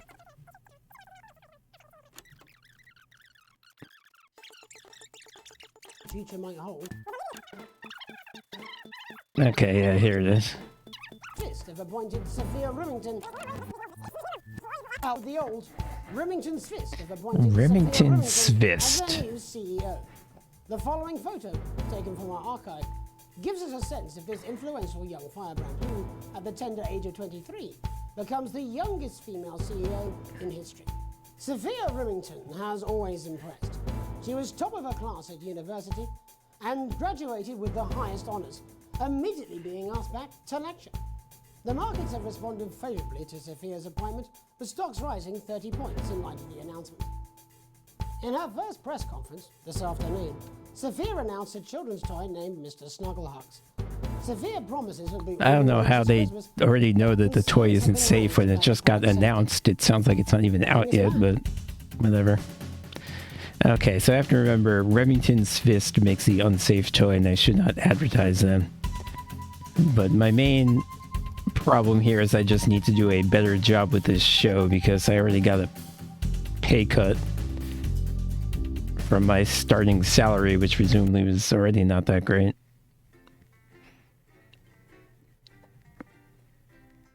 So we didn't learn too much about the actual government there, except that they apparently gave a bad musical writer money to do a silly play. But the play didn't really have any bad messages in it. It was about friendship and don't be a bully. Maybe if I did watch it back, I would notice a little more about it. You know, it's hard for me. I hope one good thing about streaming this game, I think, is it. I suspect it might be more fun to watch the stream than it is to play the game because I have a hard time focusing on what's actually being said. Because I'm thinking about camera cuts and sensors and interferences. But I don't remember the play having any bad messages. You arrive home after a long shift to find a note waiting for you at the countertop. Yep, I figured. Oh, I thought she had left me. You recognize Sam's hurried scrawl. Chris has been evicted for not paying rent. You know where this is headed. Oh boy, he's moving in. Sam's gone to pick up Chris's stuff from the street. Don't wait up, underlined twice. So this is your fault now, is it? You sulkily press play on the cheap horror film you were going to watch together. It used to absolutely terrify you as a kid, but always makes the two of you laugh. It's not the same without Sam, but you still chuckle to yourself occasionally. Okay, so... doesn't sound like she left. She's obviously not happy. Just as you get to the good bit, the part where Candy decides to investigate alone, your 14-year-old son interrupts. He wants to go to a friend's house. He looks at you in a way only a child can, pleading but somehow defiant. You let him go as long as he promises to be home by 11. You tell Charlie no, he knows he's not allowed out this late on a school night. Well, I don't know. I would really want to know more details about this situation, but knowing what I know, I guess you're allowed to have fun once in a while. You can go as long as you don't come home too late. Clearly surprised, he practically races out the door. You doze in front of the movie, waiting up for his return. You start awake to the sound of TV static. It's gone midnight. I think British TV turns off at a certain time. Americans won't stand for that. All stations 24 hours. It's gone midnight and there's no sign of Charlie or Sam. It's a school night and he promised to go over there and march him home. You're tired and in a bad mood. You trust Charlie, he'll be home soon. Nope, I already did him a favor by letting him go there in the first place. He can't just stay there however long he wants. Arriving at the friend's house, you find your son, who miraculously notices the time when he sees you. He may think you were born yesterday, but at least he apologizes. Oh. Who miraculously notices the time when he sees you. Wrong emphasis. Wrong emphasis. He may think you were born yesterday, but at least he apologizes. That's something. You recognize that cheeky, mischievous look. Cheeky monkey. You can't help but let him off this time. Alright. I think that's a good lesson. I think that's a better lesson if I just tell him he can't go. I'm happy with that. A tight Christmas. Well, considering that I suck at my job and make no money. I wonder if we'll find out that my brother-in-law or my sibling-in-law has moved in. You can't help but crack a smile as you look around the table. The snow has settled on the grass outside. The kids are pulling a cracker. Alright. Alright. I mean, I mostly understand what's going on in this game, but I don't know what that is, and I need to look it up because it sounds hilarious. Crackers are usually shared between two individuals, often with the arms crossed, one pulling on each end. With the ends firmly gripped, the cracker is slowly pulled apart using steady pressure and a twisting motion. So is a cracker like a pretzel?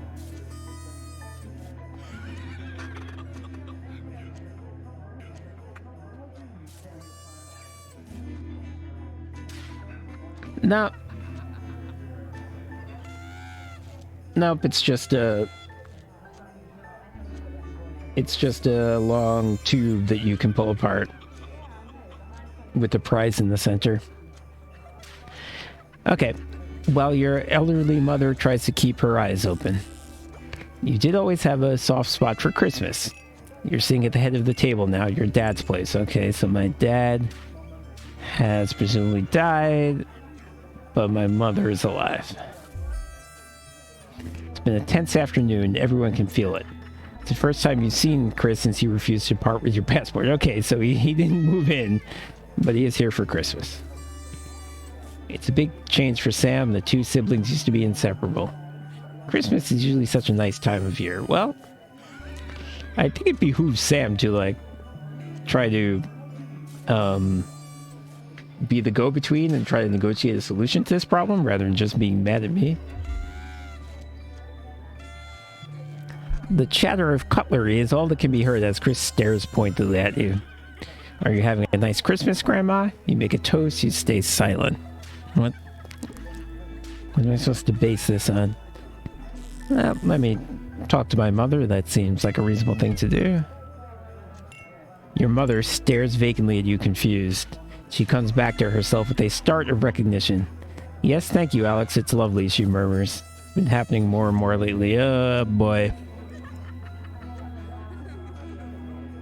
We have like a wannabe sort of totalitarian government, and I have an elderly, ailing relative.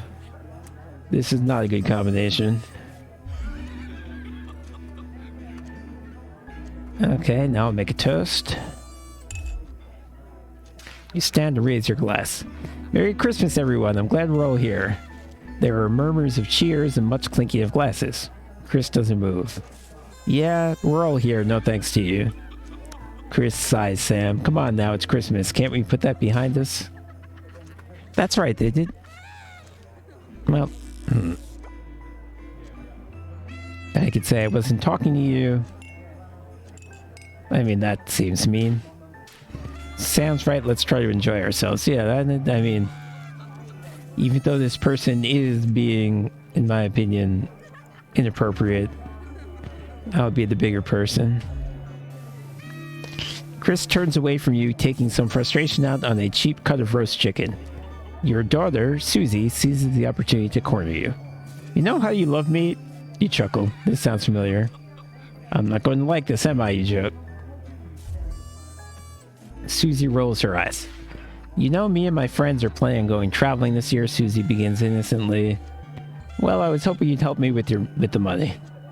She's interrupted by Chris, who makes a derisive snort. I wouldn't hold your breath, Suze. Not known for your generosity, are you, Alex? Well, now he's getting really up in my business. Now he's undermining me to my own daughter. I'm not going to stand for this. I'm going to say something.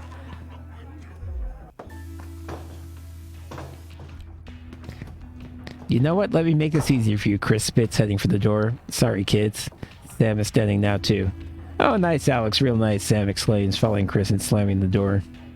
Minutes pass in silence. Well, this is awkward. I mean, I figured that might happen, but you have to have some sort of principles in life. I'm not going to stand for somebody questioning my parenting. Anyway, the cheap canned vegetables taste bitter in your mouth as the meal continues in miserable silence. The clock chimes and you realize you've been chewing a mouthful of watery carrots for about 10 minutes. Well, that is how British food works. You're so grateful when your daughter begins telling you about her plans for the year. We'll see so many parts of the world and learn so much about other cultures. And how are you going to pay for all this? I ask. I was hoping you'd help me. Susie admits sheepishly, suddenly intent on itch behind her ear. You sigh and lower your voice. You know money is really tight now that Grandma's staying here. Oh, Grandma's staying here. Okay.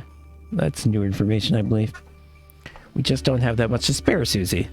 But please, Harriet's parents are helping her. Well, I don't feel like I have a choice here. I am in crippling debt.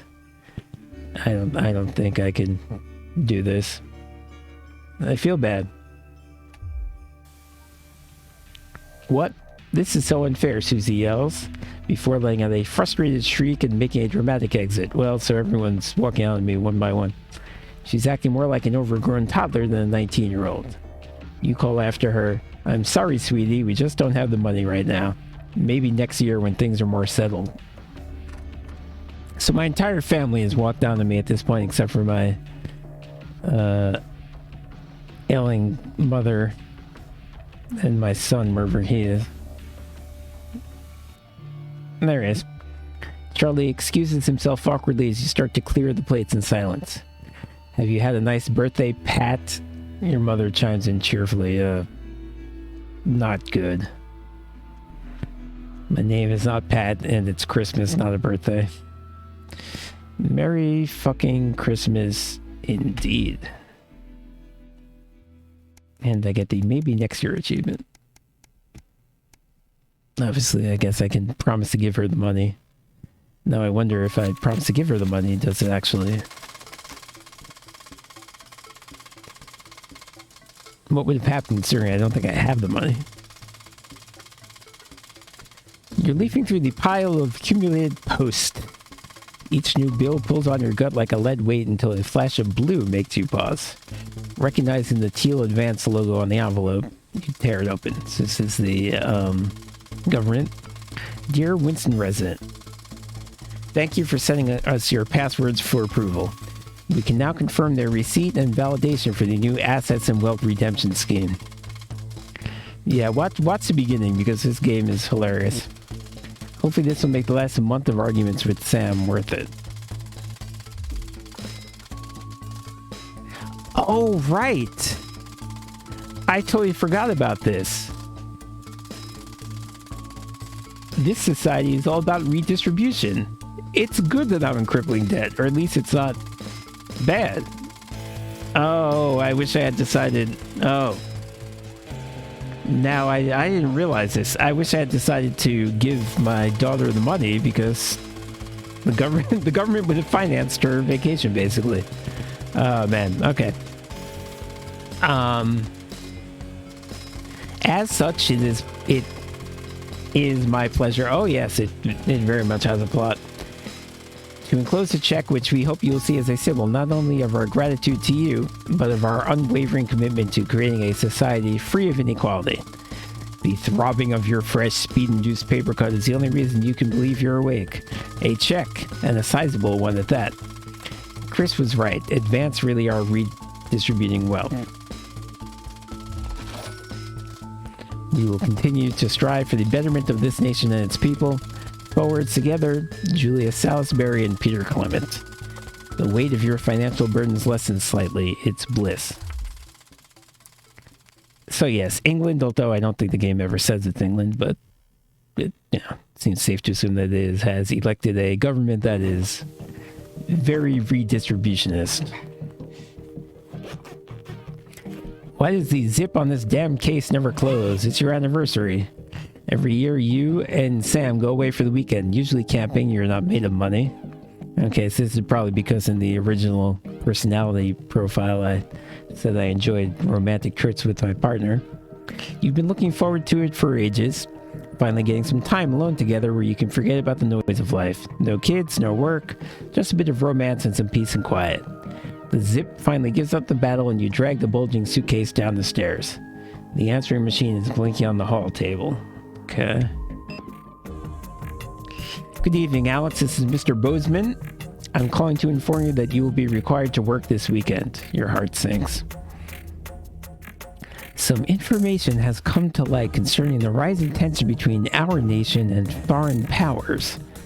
And the National Nightly News team will be working around the clock to ensure we break the story first. Needless to say, I will expect your attendance tomorrow morning, 8 a.m. sharp. Have a pleasant evening, Alex. Shock turns to annoyance and then fury. What are you going to tell Sam? Okay, so two problems here. First of all, we may be about to be in a war, and second of all, it sounds like I'm going to have to cancel the romantic trip.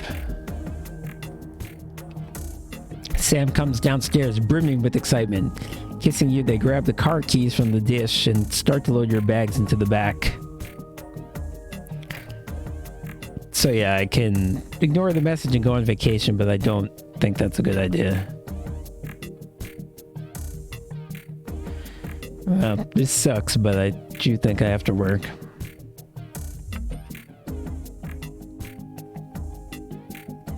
Of course, she's already mad at me. Maybe that was the wrong choice. You sigh heavily. You're going to go, aren't you? The voice behind you makes you whip around. You nod simply. Of course you are. Too much to expect for you to put your family first at once. God forbid. I don't know why I bother, Alex. I really don't. And with that, Sam's gone. The front door swings slightly in the silence. I forgot about the fact that she was already mad at me. I may have made the wrong choice here. I may have chosen differently if I thought that aspect of it through.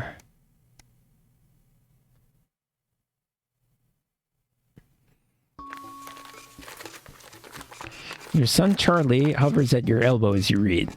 Do you find yourself striving to achieve? Are you an active member of the team?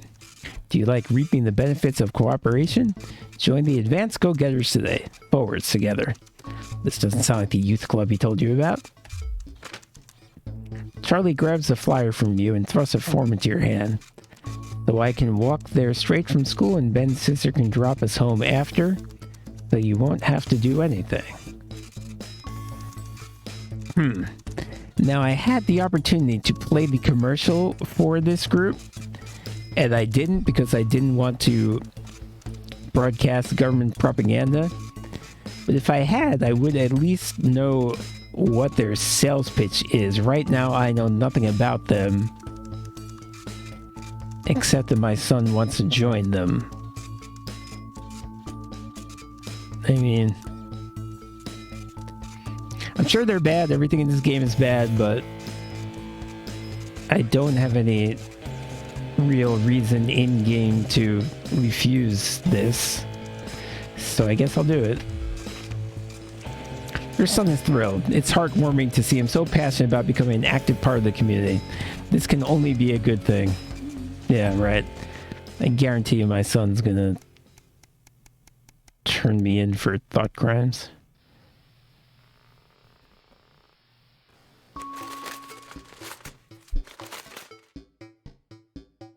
After a particularly long day at work, you come home to find the posts sorted into piles as Sam has taken to doing recently. But most of it is the usual rubbish, but a letter with the increasingly familiar Advanced logo and urgent respond immediately plastered on the front in a correspondingly urgent red font grabs your attention. Dear Winston resident, this letter is to inform you that the Advanced government has taken another step forward in our fight for equality. By nationalizing the largest private corporations, and redistributing their resources among the citizens of this great country, the Partnership Bonds program ensures that wealth created by the people is delivered to the people. You'll remember this being in the manifesto. Every household will become a partner in one of 3 carefully selected institutions chosen by Advance for consistent high performance and financial security. Please note, all returns are based on public opinion and cannot be guaranteed. Please select one of the following. Okay, so the government is letting me buy stock in a company. Do I want cosmetics, clothing, or couture? Neil's Deals Limited? Well, Neil sounded like he was, like I said, he was a crazy Eddie type.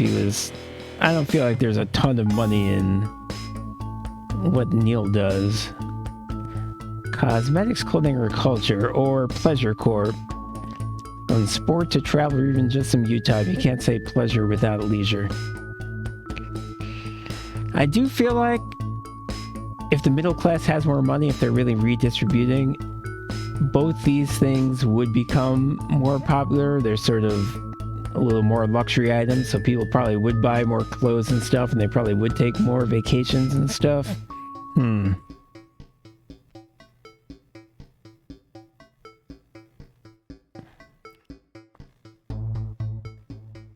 I'm gonna say Pleasure Corp. I get the feeling that if I get into cosmetics, it's gonna be some Joker makeup that turns people into fish. Thank you for making your selection. Please return this form using the envelope provided. You will receive a report from your partnerships in 3 to 6 working months. Seems even Advance can't defeat the quagmire of governmental bureaucracy. The future of this nation is in partnership. Forward together, Julius Salisbury and Peter Clement. Just how much influence could you have? Well, I definitely have to remember that to play ads for Pleasure Corp. I kind of thought when they said that I had to go to work, that I was going to go to work. We're doing more of these, okay. You step out of your old car in silence. Sam slams the door and you wince, hoping the door won't come off its hinges. You don't say anything. Now's not the time. As you approach the front desk, you feel physically sick. The police officer asks you to wait. Okay, sounds like my son or daughter has been arrested, perhaps. Eventually, after what seems like an eternity, your daughter is brought out by an officer with a kind face. She's a good kid, but if we pick her up for a graffiti again, we will have to charge her. You nod and apologize on Susie's behalf as Sam hugs your shell-shocked daughter. As you shake her hand, the officer lowers her voice. Keep her away from that boy, and I think she'll be fine. Another dilemma. Whatever I tell her to do, she's not... That's only going to make her want to do it more. In the car, you attempt to broach the subject, but Susie refuses to say a word. After a while, you give up your questions about who this boy might be and just drive. Hours later, you stare at the ceiling, worrying. The stillness in the bedroom is the only sign that Sam is also wide awake. Who is Susie hanging out with? Why is she acting out? Neither of you are going to sleep tonight. You got the achievement very advanced, whatever that means. I think it says I'm making more money. I think it said I'm getting rich or something like that. But if I get rich, they'll take my money. I guess in this society, I really don't have to worry about making money because it all ends up in the same place. Beautiful.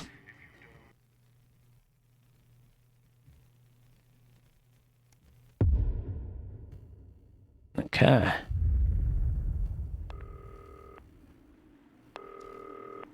Good evening, Alex. It's Bozeman here, your boss. All right. Powering up and getting the adverts loaded, I thought I should just tell you that we've had one of those public information films from the government, and it's mandatory that you play it. You still have a free choice for the other two, so read those tape labels carefully, but make sure you play the advance advert, preferably at the second break. Right, that's the lot. Have a great show. Total pimp. My God, that weather looks nasty. Well, I'm guessing I have the option not to play this. And it might be a good idea because, like I said, everything in this game is bad, but I guess I'll play it. 10 seconds, everybody. Like I said, all of you. Did your personality any slip out? Pricks. Going in 5, 4, 3. Good evening. I'm Jeremy Dawson. And I'm Megan Wolf. Our main stories tonight. Oh, the anchor. We have a co-anchor situation there. On thousands of buildings throughout the capital. Tonight, in an exclusive live interview with Prime Ministers Julia Salisbury and Peter Clement, I'll be asking what this mysterious symbol might mean. After 3 months of record-breaking approval ratings, could this be the daring first move of a silent resistance movement? And what would that mean as we go into the future? We shall overcome. Trapped in Dante's taint for more than a month now, doctors Ingrid Svorsford of Hoggensford and David Wong announced today that they're considering 2 possible options. Are they escaping or surviving? Working together, hopes are still high for the eventual return of the team to dry land. Without enough engineers to successfully fix their craft, the team seem likely to attempt to farm the cavern's ecosystem while they wait for rescue from above ground. I think I'll stick to risotto, Jeremy. Bloodbath avoided. As the last Mr. Snugglehogs is found and destroyed, we ask, how could we have been so blind? Fortunately, this station wisely chose not to advertise Mr. Snugglehugs, and the subsequent disappointing sales turned out to be a miracle, as only 7 children were horribly injured by the lethal toy. Whoa, I actually did something right. Amazing. Thankfully, we'll never know. Julia Salisbury, who mobilized numerous... Oh, I didn't mean to pick that picture. I'm giving the Prime Minister good publicity. I don't want that. No, must be owned by all new products, would be a 100% ironclad guarantee of safety and quality. Table for 2. Johnny Hamsleeves and Tiffany Lamour were spotted having a private moment out at lunch today. The popular couple have certainly been on a roller coaster since they started dating late last year. And this image is sure to place them firmly back in the tabloids. Could we be on the verge of the biggest celebrity wedding since professional wrestler Randy Grizzlenuts McFridge married his longtime tag team partner Tina Tiny Hands last year in a wrestling ring made entirely of cake? Is this once celebrated role model about to become the bad boy of sport? And onwards and upwards. In an attempt to put the Mr. Snugglehugs disaster behind them, Remington's Fist CEO Sophia Remington today announced a brand new product that already has the markets buzzing with interest. This groundbreaking product came as quite a shock when it was revealed earlier today, though its critics are skeptical that the young CEO can fulfill her promises. Described as a breakthrough far ahead of its time, the male Didn't see what the other ones said. a sexual revolution. Its fans are celebrating the fact that men can finally take equal responsibility for contraception, but others have expressed concern. I may have just destroyed society. It's fine. With that exclusive Prime Ministerial interview coming up later. And our very own Patrick Bannon live at the first annual Sports Board final. You won't want to miss a second of tonight's National Nightly News. Oh, I was supposed to go to the one with both of them on that. Did you feel that? I just felt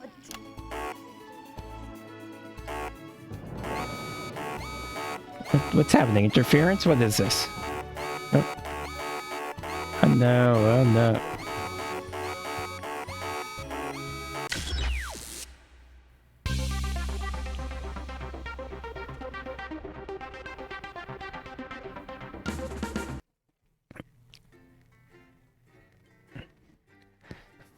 I didn't even know that could happen. Former Prime Minister Jacob Hamilton man called the election after a sex scandal led to calls for his resignation. What do I make of that? It's a checkpoint at the beginning? Damn it. From the government, and it's mandatory that you play it. You still have a free choice for the other two, so read those tape labels carefully, but make sure you play the advance advert, preferably at the second break. Right, that's the lot. Have a great show. Total pimp. My God, that weather was nasty. Oh, how's it going with Steve?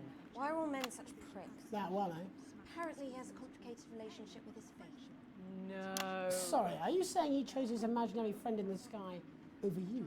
I don't know why I talk to you. You're probably just a really awful date. 10 seconds, everybody. Like I said, all of you. Did your personality accidentally slip out? Pricks. Going in 5, 4, 3. Good evening. I'm Jeremy Donaldson. And I'm Megan Wolf. Our main stories tonight. Uncooperative. A mysterious symbol has appeared overnight on thousands of buildings. Okay, I want to make the resistance look good, so I'm going to pick number 3. Julia Salisbury and Peter Clement. I'll be asking what this mysterious symbol might mean. After 3 months of record-breaking approval ratings, could this be the daring first move of a silent resistance movement? And what would that mean as we go into the future? We shall overcome. Trapped in Dante's taint for more than a month now, doctors Ingrid Svorsborg I'll pick the other one this time because I don't think it matters. today that they're considering 2 possible options. With 2 of the finest minds in science working together, hopes are still high for the eventual return of the team to dry land. While both options are still on the table, support seems to be growing for a daring escape attempt. If a group of fungus experts can't fix the most advanced craft ever conceived by man, then who can? Bloodbath avoided. As the last Mr. Snugglehugs is found and destroyed, we ask... Oh, they're both the Prime Ministers. Okay, so it doesn't really matter which one I pick. Mr. Snugglehugs, and the subsequent disappointing sales turned out to be a miracle, as only 7 children were horribly injured by the lethal toy. How much worse could it have been? Thankfully, we'll never know. Questions have been raised about the government's judgment, with Prime Minister Peter Clement... Oh, okay. So this was the better option. ...the self-combusting plaything in this publicity shot taken last Christmas. Let's hope his niece recovers quickly. Table for 2. Johnny Hamsleeves and Tiffany Lamore were spotted having a private moment out at lunch today. The popular couple have certainly been on a roller coaster since they started dating late last year. And this image is sure to place them firmly back in the tabloids. Johnny's secretive hospital visits have had the rumour mill churning. I think it's safe to say that they're not looking at his school report. Is this once celebrated role model about to become the bad boy of sport? And onwards and upwards. In an attempt to put the Mr. Snugglehugs disaster behind them, Rimington's Fist CEO Sophia Rimington today announced a brand new product that already has the markets buzzing with interest. This groundbreaking product came as quite a shock when it was revealed. Okay, I made all the opposite choices except for the one to make the resistance look good. When only a Flard will do, you need the Flardmaster 5000. Flard. That's the slogan accompanying the announcement that has I'm guessing that's not a British thing, that it's entirely a made-up thing. aiding in installation Let's is see. sure to change the way we see the humble Flard. Yeah, it sounded like it. And our very own Patrick Bannon live at the first annual Sports Board final. You won't want to miss a second of tonight's National Nightly News. Oh.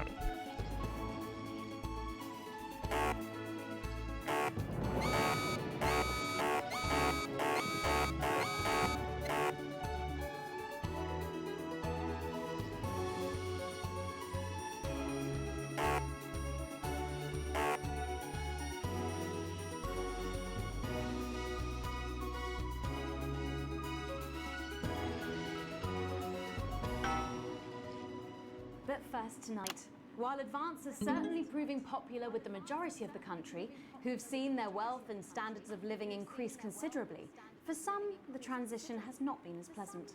That's right, Megan. The formerly aristocratic members of our society have had to make major adjustments to come to terms with the new regime.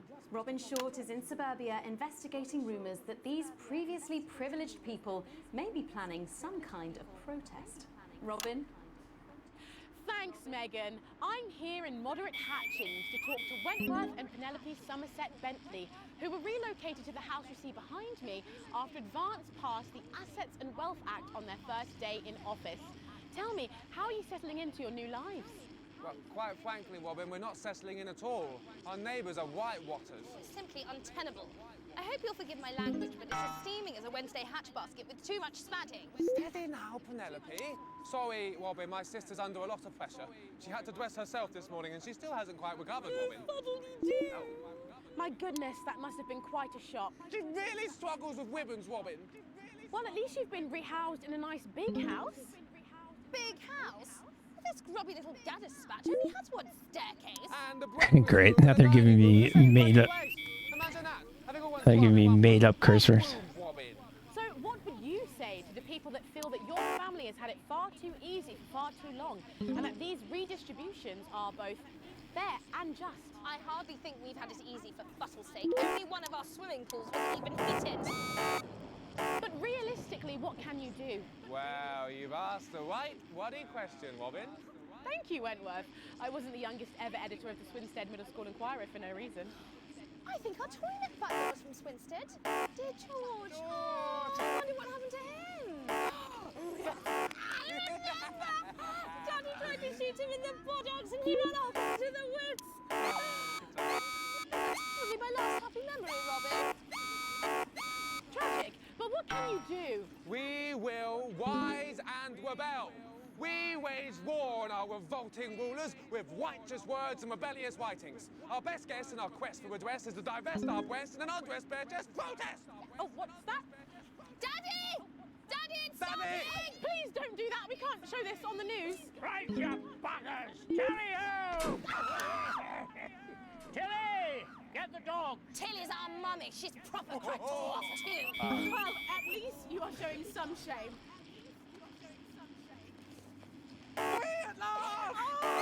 Somerset Bentley, glad to meet you. See, the protest has started already. Nice sharp work, boy. Thanks, Daddy. He gets that from me, you know.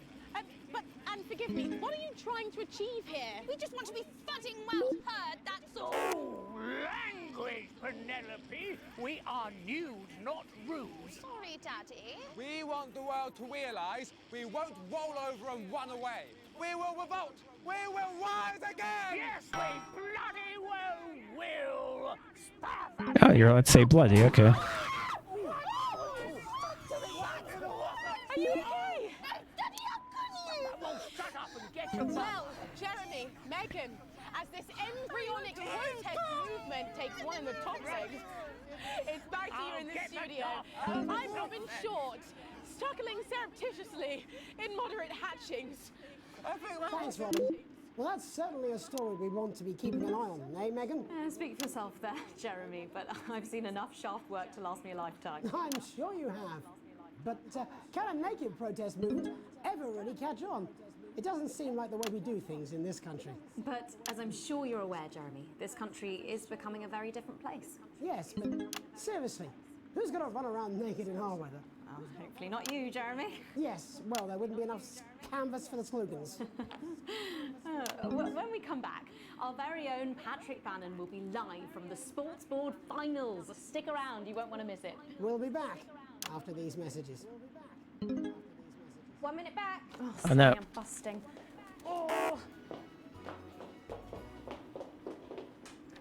I gotta look at the controls here and see what the interference.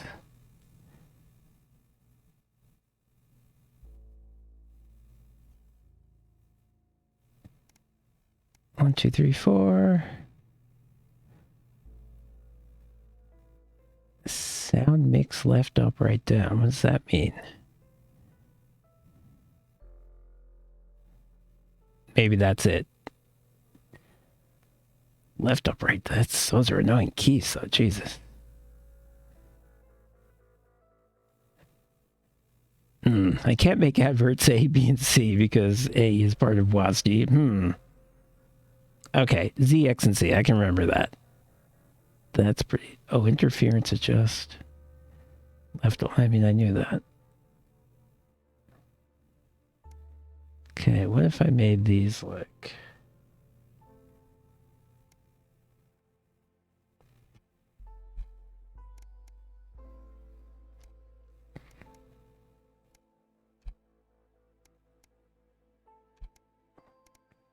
Because the problem is when the interference comes, it's difficult for me to... Oh, who?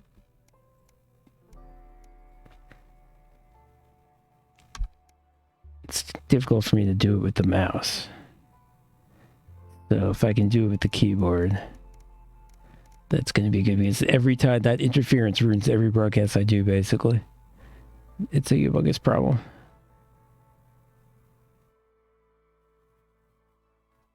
Okay. We'll see how that goes. How do I just go back? Is there? She's funny. Yes, I know. I think it's very endearing. She wants your job. She's welcome to it. Why is it raining on my desk? 4 world championships, 2 cars, a bidet, and an enlarged prostate. Alex, Bozeman, we're getting reports in that naked protesters might try and spoil the sports board final by waving their fleshy bits about. Try and make sure you don't broadcast it. It's 6 p.m. for God's sake. Okay. Benny's on the news. Bozeman out. So now I have to censor by camera cutting.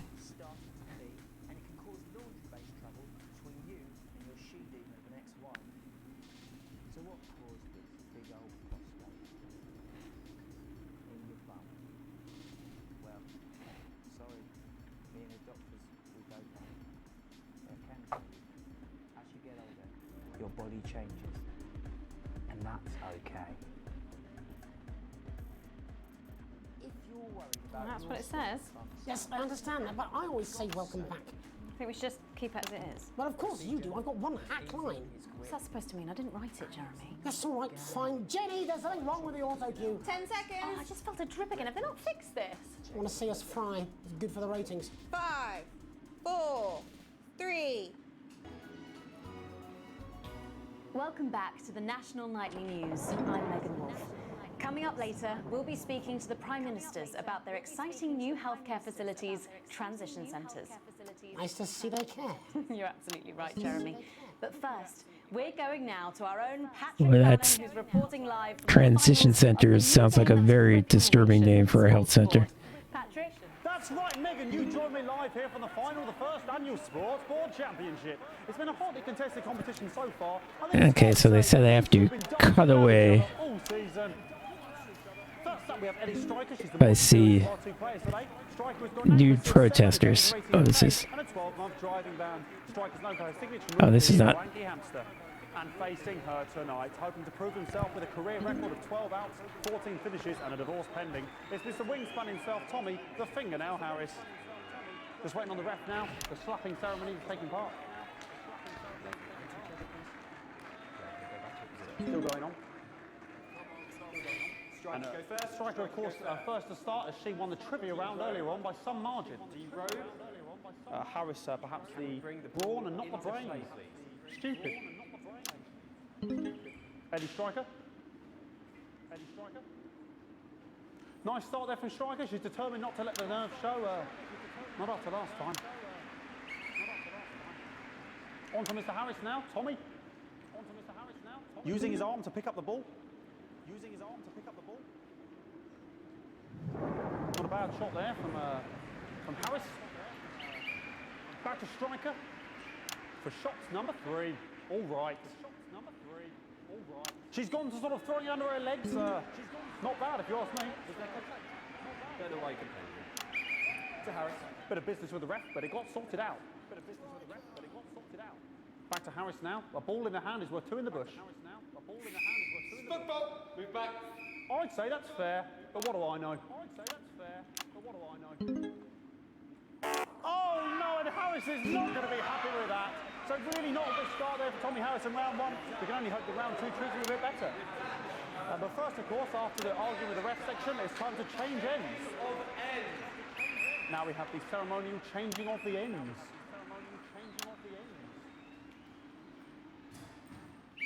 And of course, now they go back to the starting positions, as that makes sense. Striker giving it large. Second round, double. Harris. Winter round 2 now with Harris. Okay, we seem to have some sort of streak on the pitch. I apologise if we broadcast any of that stuff. She appears to have slogans across her breasts and arse. Try and ignore all of that. Security, I'm sure we're going to take them out as soon as possible. Apologise if we broadcast any of that. As I said, we're going to get the situation resolved as soon as possible. They're trying to carry on play, but it's proving a bit difficult, and I'm struggling to follow because it's quite an eyesore. And women's bodies, yeah. All right, great. Okay, so back into round 2 now, and Harris absolutely determined to close that massive gap. Okay, I think I did that decently. No, it's just some of the tightest play I've seen ever. Harris. And was that the fitted thumb screw? We haven't seen that since the heats. What a brilliant move. Back to Striker. And we know what that means, ladies and gentlemen. That is, of course, the ground sound. Excellent bit of play here on both sides of the bucket. I don't know about you at home, but I'm finding the technical mastering display here absolutely blooming jaw-dropping. The ref has spotted something in Harris's neck or head. And Harris is having an absolute shocker. What a miserable start there for Tommy Harris. But he is a late bloomer, of course, the boys said that. And after all, it is a game of 2 halves. 4 rounds and 7 subgenres. But now, of course, it's time for the half-time show. Sponsored by Remington Smith. On my whistle, on my whistle. Must be some music here to start the half-time show. Okay, another posh protester loose on the court here. We can only apologise for that. We'll do our best to shield you from having to look directly at it. Is running around here with his genitals on display for all to see. And ruining what was shaping up to be quite the dance interlude there. Now he's thrusting himself in Harris's face. Security's on it. And the bucket has been knocked over! I cannot stand it when the bucket gets knocked over. Hopefully he'll get taken out now. Genitals flying around for all to see. Really, if you ask me, not Sunday morning television. And out of there, hopefully taken away, never to be seen again. Final poses. Ball boy cannot be in the final pose. And a lovely finish there on both sides of the bucket. I wouldn't like to call that one. And as we head into round 3, I'd love to know what's going on in these 2 players' heads. But unfortunately, because of science, we can't. Thank you.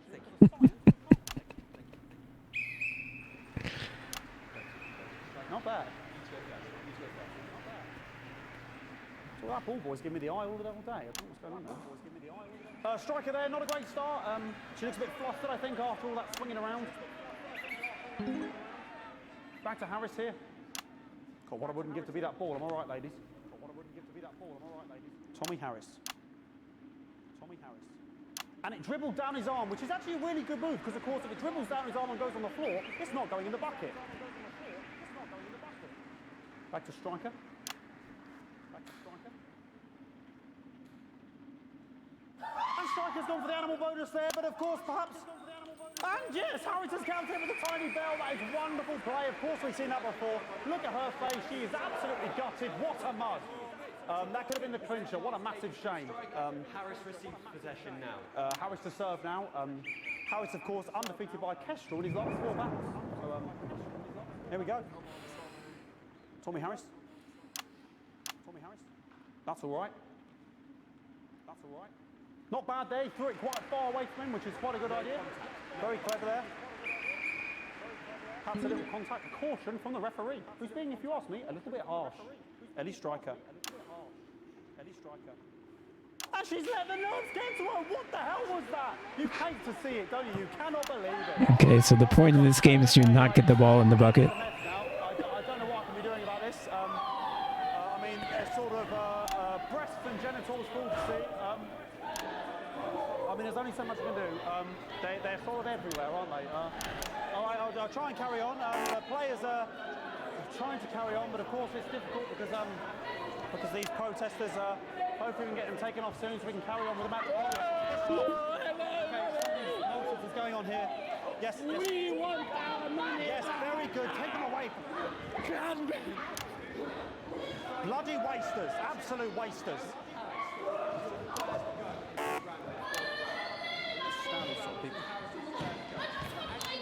Oh, jog on! It's an absolute bloody... Okay, and now we're going to go into the final round. And of course, as it's a Tuesday, the final round is a mime round. Who could believe it? Who could believe it? Nice imaginary shot there from Harris. It really could go anywhere at this point. Really high-level play here from 2 absolute juggernauts of the sport. Hold. The bucket getting moved back to its proper place. About time, if you ask me. About time, if you ask me. She's juggling it around from her hands. Interesting, juggling it around from her hands. And she's put it in her mouth like as if it was an egg. And now she's and she spat it out. She did the egg spit. So a wonderful move there, quite late on. Illegal spit. From Striker. But she's in it to win it. Harris's ball. On it like a car bonnet. On it like a car bonnet. Tommy Harris here, having a bit of beef. Tommy Harris here, having a bit of beef. And he's peeling it as if it were a banana, which is an interesting move. Not sure if he hasn't had his potassium or what's going on today with Harris. And he's doing it, and the banana was the ball! What a fantastic move there from Harris. Unfortunately, that is the end. What a pathetic, there we go, Jeremy, that is over. How can he look his 8-year-old son in the face tonight? What a lump. We just have to wait for the referee now to announce it to make sure it is all official. Contestants in, please.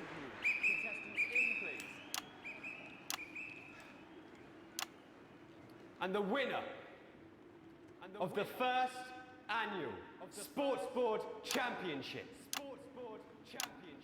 is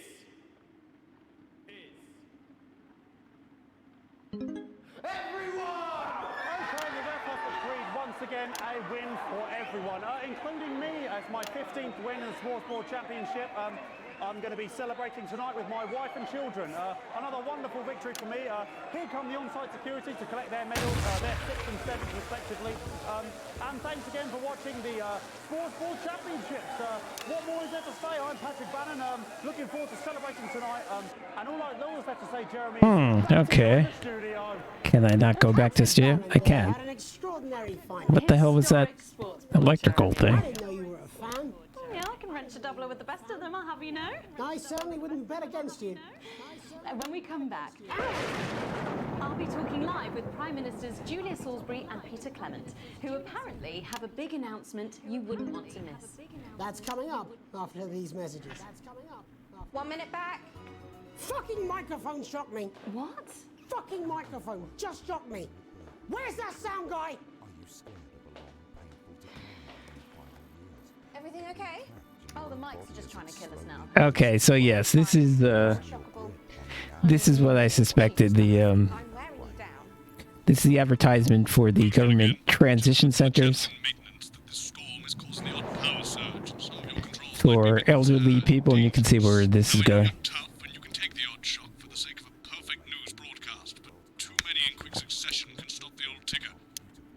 Well, I did fine. I did well in that round because there wasn't any interference.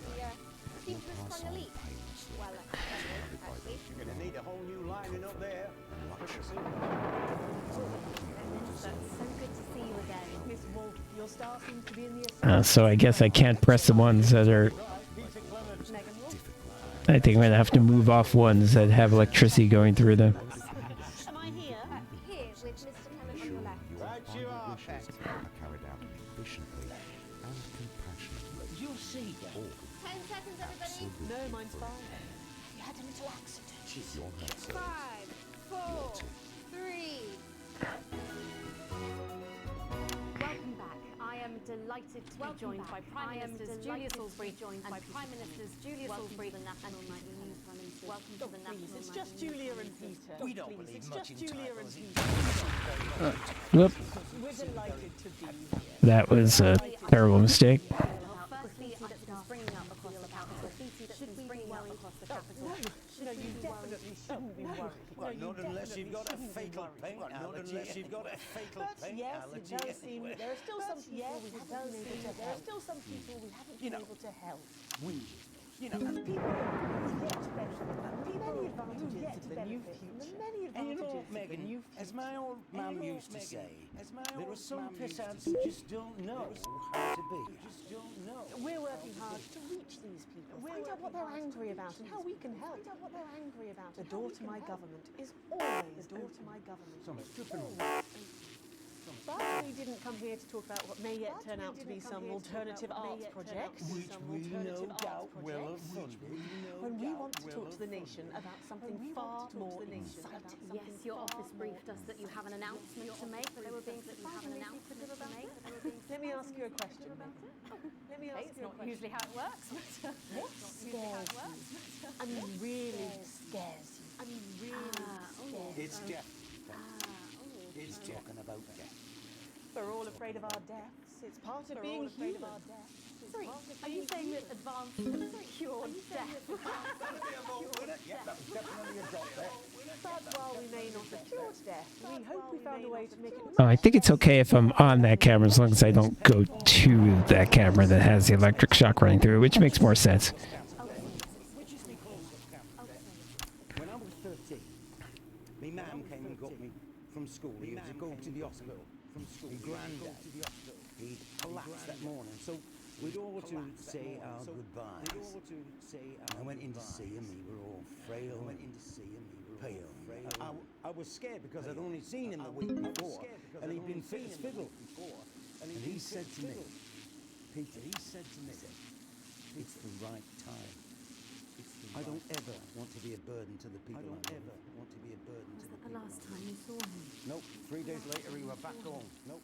He lived with us for 9 miserable years after that. He had to be fed with a rubber spoon. He had a commode. So he'd just take a shit right there in the lounge while we were watching. Whoop. Oh, maybe I do. Okay, maybe I do have to move off the one that has an electrical shock. Awful for us. And this is the point. It were awful for him. He could see it was destroying me, man. When he would beg her to turn off his breathing equipment at night, but she couldn't. It were a crime, you see. And she didn't want to lose the children. And she didn't want her old man. No family should have to suffer like Peter's did. No family should have to suffer like no family will have to. And now no family The health service is today opening the first of 300 new transition centres.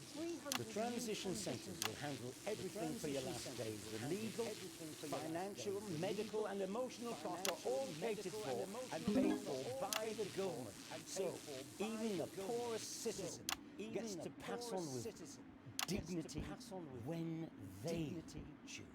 And that choice is important. And that choice. This is a service only for people who choose it. People who feel they run their course. People who don't want to burden themselves or their families with a slow, long, humiliating decline.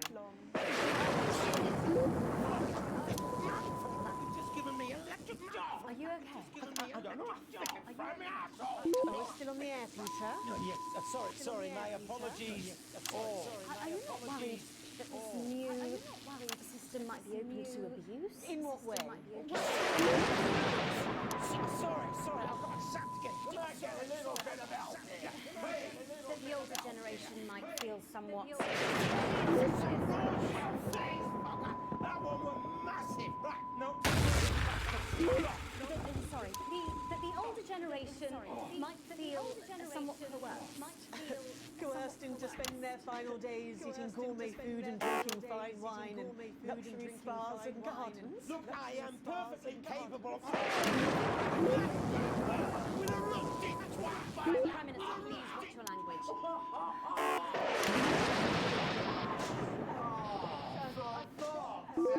Go get yourself sorted out. We're launching a government information film tonight. You should tell your viewers everything you need to know. We really do move at a Whoop. Oh, wow, I'm not even paying attention. And on that note, thank you for being here. Jeremy for being here. Right, yes, that's all we have time for tonight. Thank yous go out to our guests. Congratulations to all the winners of the Sports Board final. We'll see you tomorrow night at the same time. My name is Jeremy Donaldson. You can have a peaceful night.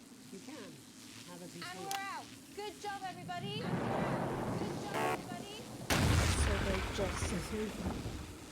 I don't suppose there's any way this could be a good thing. Did I die? Transition, the moment I start the leak. Did I die as a plot point, or did I die because I sucked at that?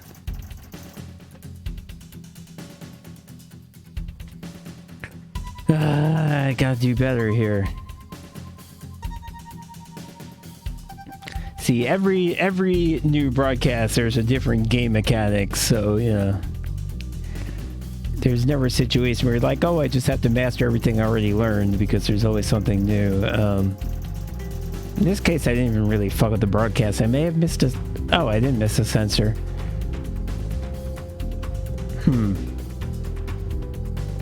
Maybe it's because I didn't hit the commercial.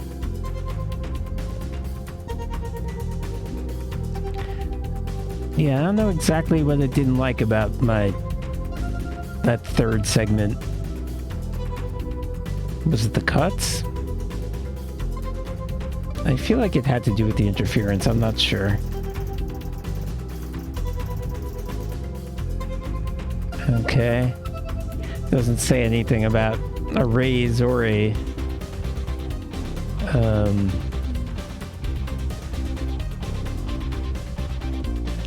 pay cut, so I guess that's good.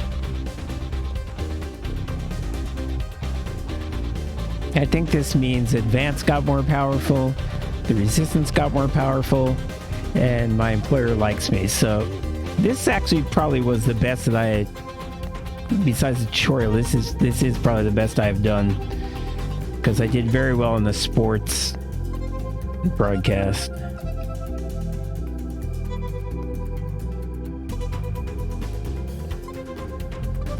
Hold on one second.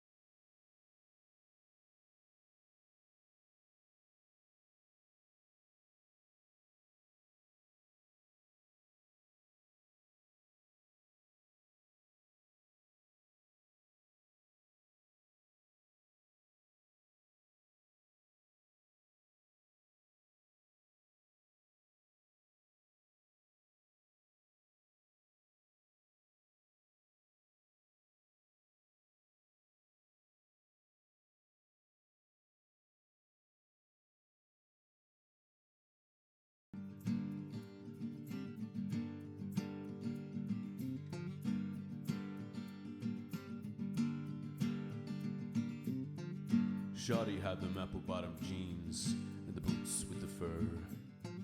The whole club was looking at her.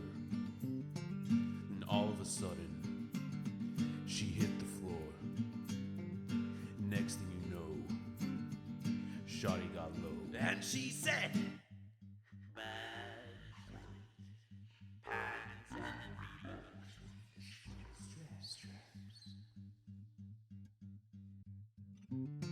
She turned around. She gave that big booty a smack, and the next thing you know, Shawty got low. Shawty had them apple-bottom jeans, the boots with the fur. The whole club was looking at her, and she hit the floor. Next thing you know, she got low, low, low, low. The baggy sweatpants and the Reeboks with the strap. She turned around and gave that big booty a smack. She hit the floor. Next thing you know, she got low, low, low. He asked us, did Shawty get high? and we said nay. Shawty got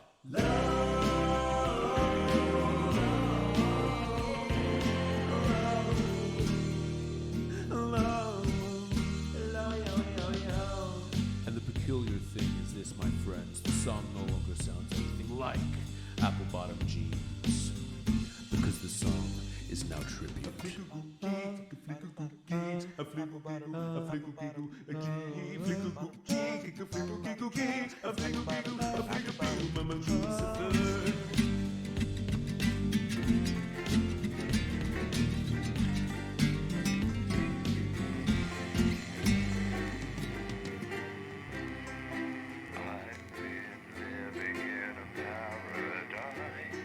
It's awfully nice if you don't think twice. I've been living Good evening, I'm Megan Wolf. And I'm Jeremy Dawes. Our main headlines tonight. Daddy, it's starting! Yeah, every single one of you's a bit Jesus. What a wild ride this has been. Well, that's a very blunt question. France is lying to you. Okay. I'm gonna go a little longer, I think. Not too much. But let's just see what happened at the end. But now you start to see, yes? The people never happy. At the end there. Because we had on a cliffhanger with... I mean, I did hit these shocked buttons a bunch of times. Did I actually die, or... what exactly happened? Are you saying that...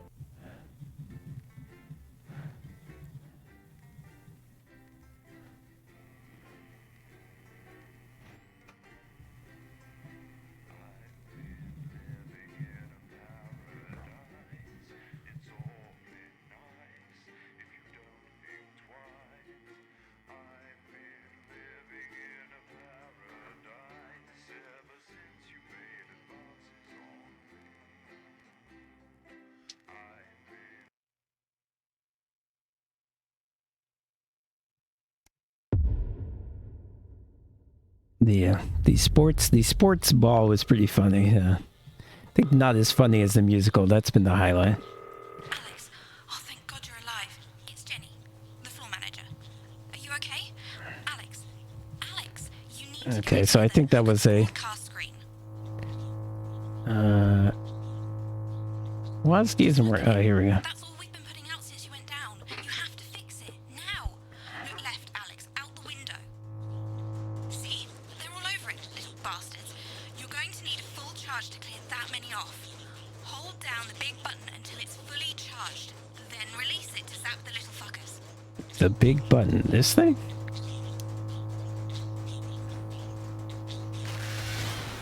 Excellent, Alex. We're broadcasting again. They must have built up while you were napping. Usually it only takes a tap on the button to clear one. Look, there's a lone one climbing now.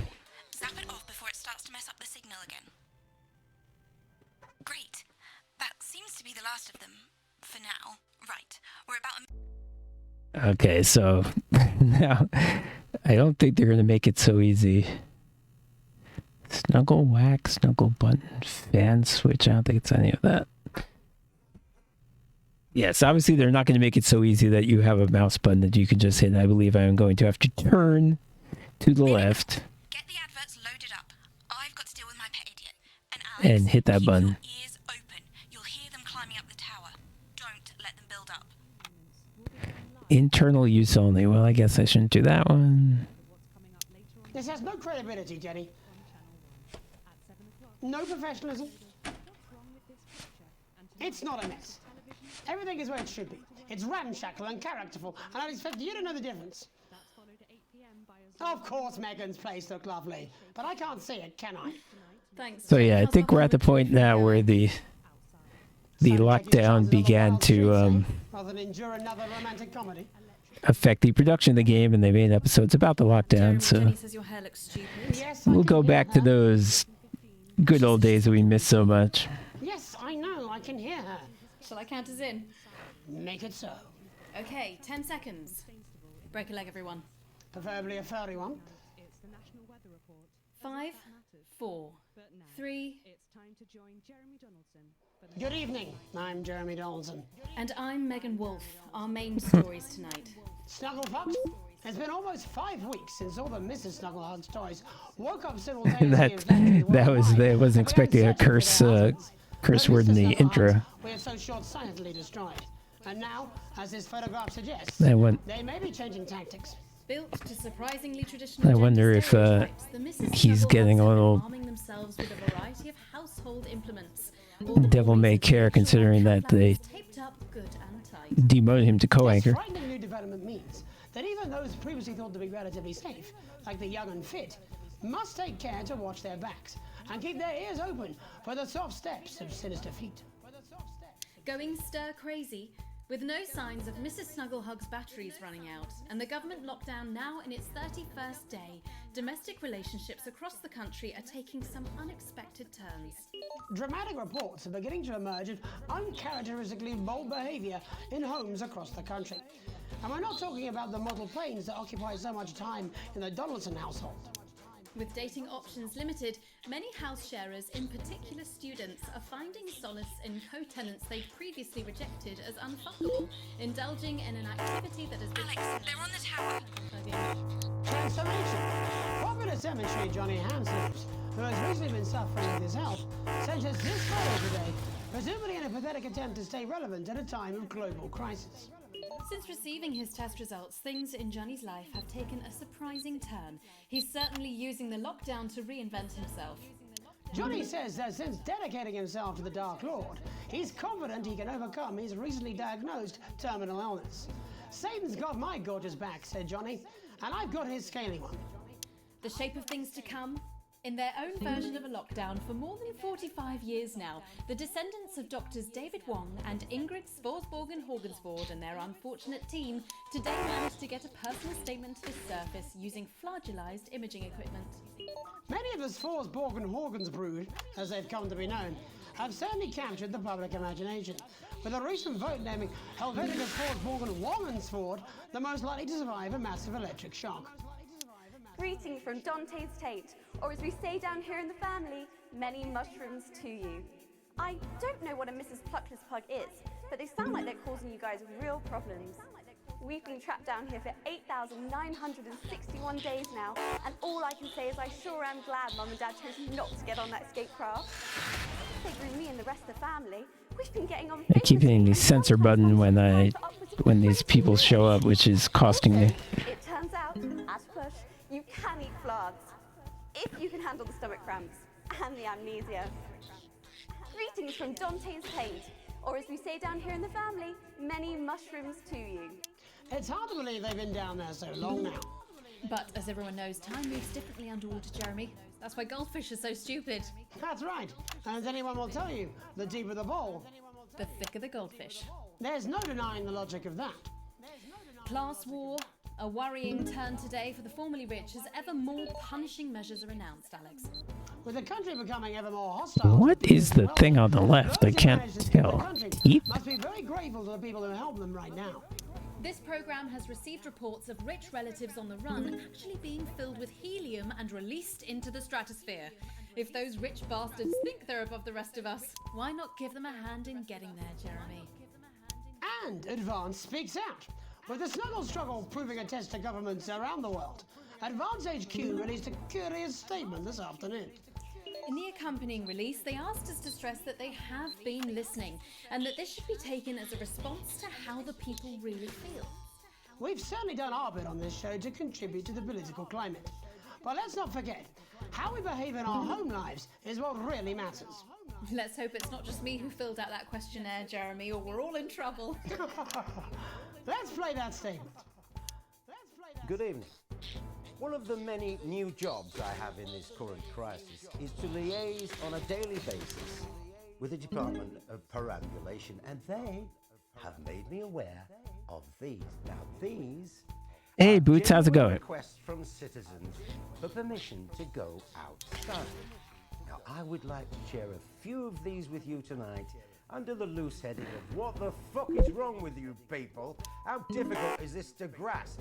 I'd like to start with James from Angerhampton, who says he needs Ooh, I was doing okay for a while there, but then I keep duck in the park that I like to censoring try and feed on a Friday.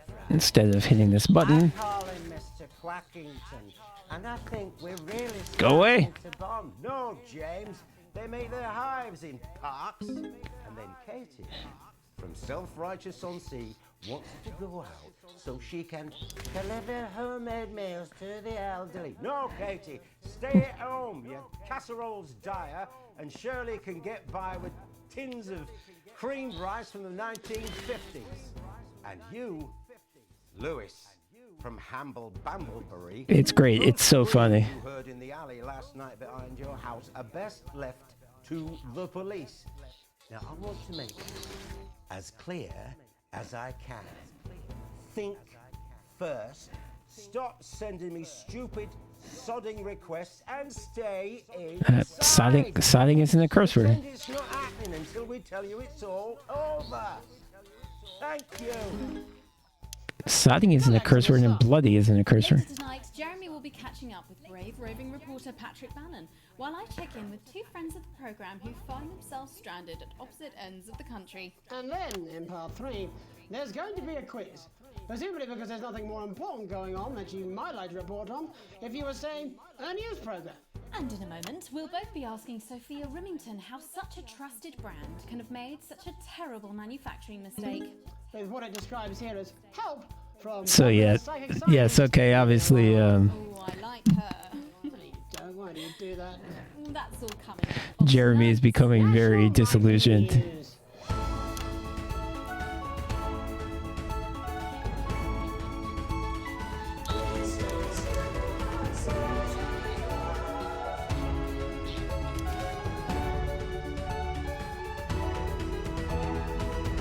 Jeremy Donaldson? Pleased to meet you, Miss Remington. Yes, I know what you do, Mr. Donaldson. Okay, lovely. I'm going to count us in. Look, I was broadcasting backstage banter. That's very bad. First tonight, how did we get here? Where are we going? And most importantly, who's to blame? Joining us from her ranch in Arlingsfield, Milkirky is the CEO of Rimington's Fist, internationally respected business Bengali, Sophia Rimington. Thank you for having me, Megan. I'm a huge fan of your work. And from a crystal healing laboratory, what I assume is a garage in Upper Lowington, inexplicably renowned psychic scientist, Dr. Delia Lywell. Thank you for being here. Thank you for having us. Sorry, us? Myself and the eminent professors. Is that what you call the voices in your head? We seem to attract dead scientists. I don't really know why. The money? They express themselves to me through ethereal algebra and quadratic predictions. It's all very technical. No, it isn't. I concur. Miss Remington, the entire Snuggle Hugs range will surely go down as the biggest public relations disaster in history, won't it? Well, of course, that's one world record we would never have sought to claim. What can you say at a time like this? There is only one thing that can be said. I'm sorry. We're sorry. From everyone here at Rimington's Fist, but especially the dedicated inventors and world-beating engineers at Rimming Toys, we are deeply, deeply sorry. Who could have predicted that letting a child's toy learn how to love could have such unforeseen consequences? Mary Shelley? We see you, Sophia Rimington. You are preening by a metal vessel, and where you venture, you will see neither land nor sky. Is that supposed to be the future? Only the past is concrete. I remember being a child in my grandpa's workshop when he made the first dancing hangman toy. He put it by my bed, and when I couldn't sleep, I'd wind it up and let it go, and I'd watch that happy little executioner just wiggle and wave his tiny noose and dance before my eyes. Grandpa sold thousands of them, on the quiet, obviously. And he used the money he made to found Rimming Toys, which is now just one small part of the global supermassive megacore that is... Oh, she's American. This is our first American. Sadly, we lost Grandpappy along the way. He died in a fire at the preschool tobacco factory, another one of his pet projects. But we never lost his spirit of invention. Yes, I'm not entirely certain what your grandfather's offensive toys have to do with the current predicament. The spirit of invention, Mr. Donaldson. The passion to create, to problem solve. And that is why I'm here today, to tell you about a brand new product we're launching simultaneously around the world from midnight tonight. We said science! Science! We hear its song on the breeze, its breath on the wind, its fart under the covers. How does she do it? Also not a curse word. Keep us in suspense any longer. Won't be my feature she's making up next. Remington's Fist is proud to present Snuggle Traps. Safety and security in these dangerous times. Each box of Snuggle Traps contains 8 devices, all guaranteed to stop a Mrs. Snugglehug in its tracks. That's enough for a small lawn or 4 window boxes. And do you want to know the best thing? They're only $129.99 a box. Now that is affordable peace of mind. We see you, Jeremy Donaldson. Not now, honey, I'm mid-pitch. The best thing about Snuggle Traps is they're powered by next generation Flardinium batteries. So, however long the enemy lasts, these traps will outlast them. We see you, Mr. Donaldson. You are screaming and yelling. Your friends are crying. They fear you. And then you're gone. Oh my god, I just got chills. Did anyone else just get chills then? I think I did. I think it's more concerned. I think I'd be more concerned about these traps. Quickly, before we go to the break, these appear to be attractively repackaged landmines. Aren't they dangerous, say, to children?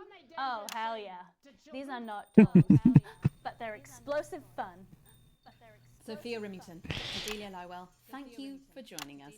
When we come back, we'll be taking a look at the situation across the country tonight. Don't go away. We'll be back after these bandages. Was that all right? Oh yes, Doctor, that was exactly what we did. She seems very nice, that young Miss Remington. I think she'd make an interesting dinner guest. Jeremy seems very unhappy and maybe he's sick. Sacred crystals up my skeptical arsehole. Hello, mate. It's Dave. You're not going to believe this, but I've decided to come home. Listen, I'll call you back at the next break and we can talk about how I get me job back. See you, mate. That's right. I allegedly only have this job because someone decided to quit. Not sure what happens if this person comes back. Let's hear the commercial. Exactly, you said it, I've said it. He must know, he's not stupid. I just don't want it getting back to him that it came from us. Hey, no, Jenny. You're not backing out on me now. We're in this together. Roll the dice with your future now, and we'll send you this card to HR. Absolutely free. That's right. Got no idea how old he is. Occupational hazards. The only regular threat to your health. Yeah. Okay, coming back. In 5, 4, 3. Welcome back to the National Nightly News. I'm Megan Wood.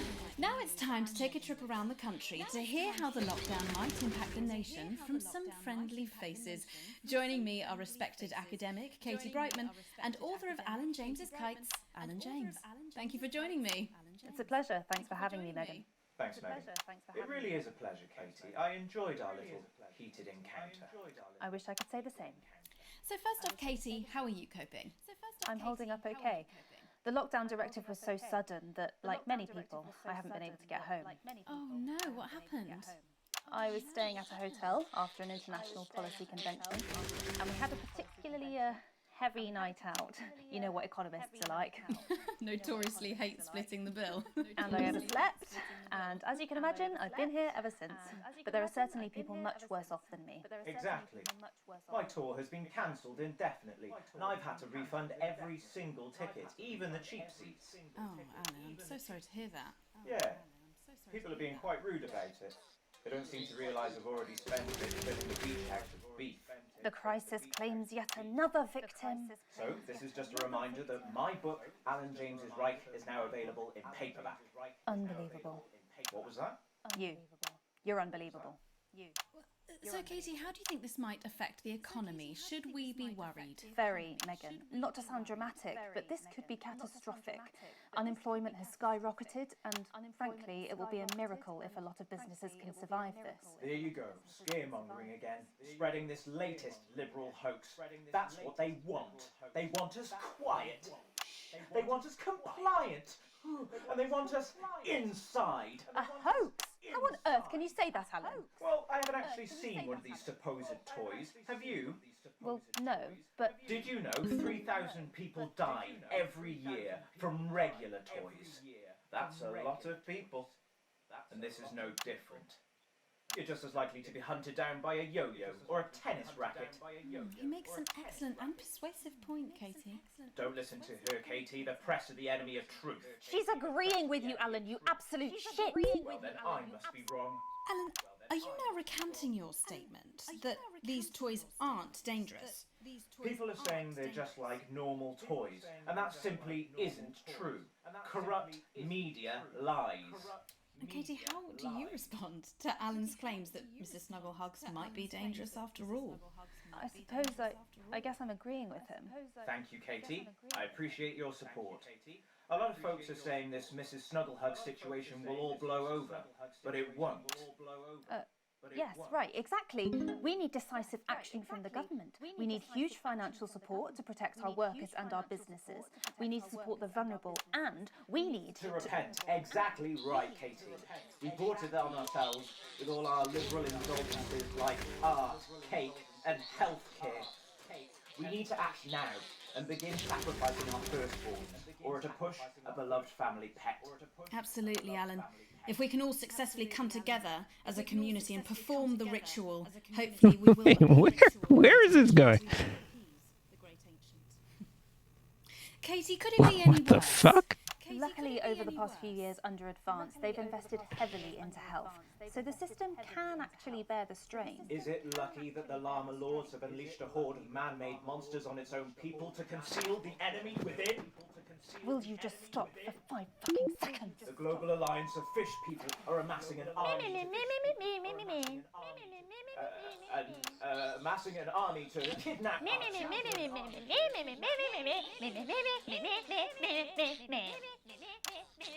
That's you.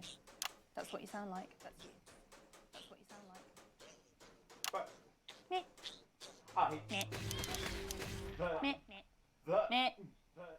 I don't sound like that. Yes, you do. You do, Alan. You do sound like that. And that's why no one wants to be your friend. And that's why I've got loads of friends. No, you haven't. I don't think you do, Alan. Yeah, stop lying, Alan. Yes. I'm not lying. You are. Oh, good one. You are. Oh, good one. Well, I'm telling.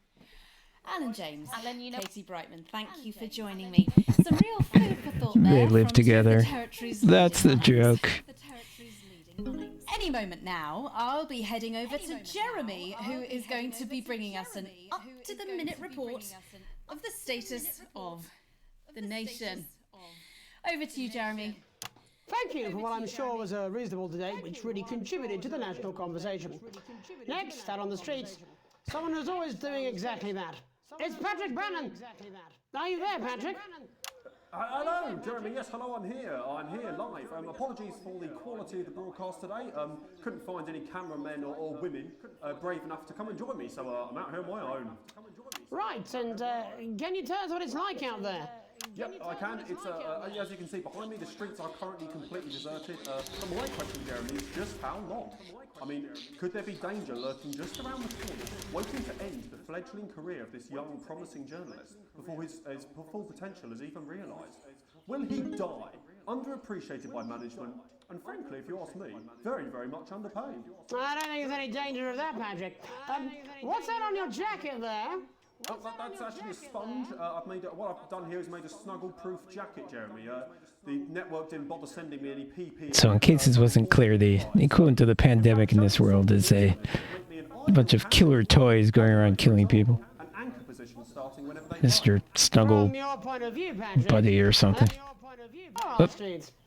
Not safe at all, Jeremy, not safe at all. I'd recommend people staying inside, following government advice, and not putting themselves at any risk at all. Unless, of course, like me, it's for groundbreaking journalism reasons. And just where are you, Patrick? I'm in the street, on the street. Which street? I think I'm struggling to hear you, actually, Jeremy, there. Which street? Which street are you on? Which street am I on?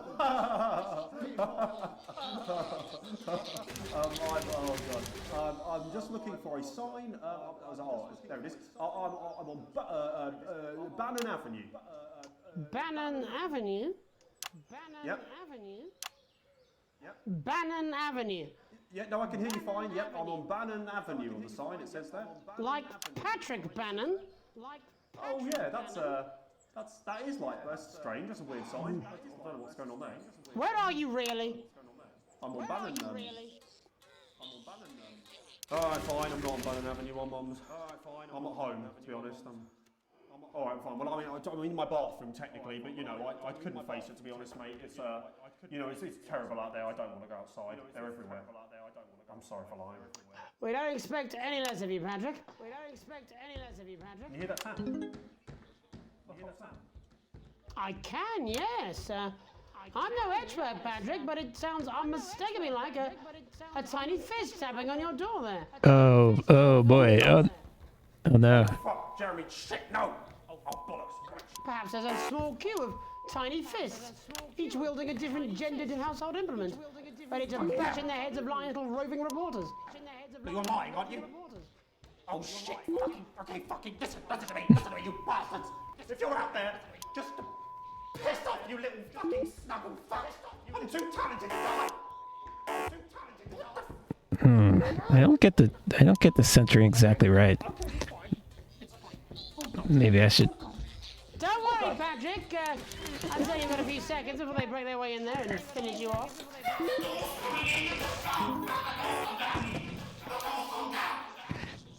Maybe I should turn up the broadcast volume. What do you see, Patrick?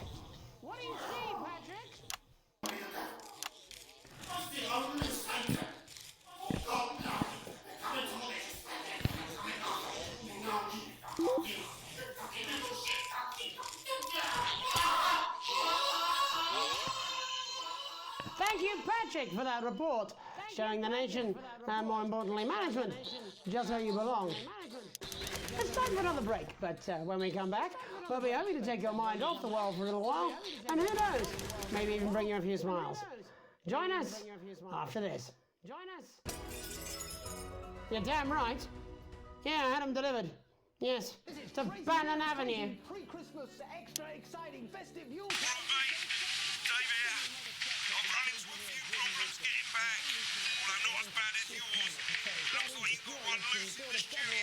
Oh no. What? No.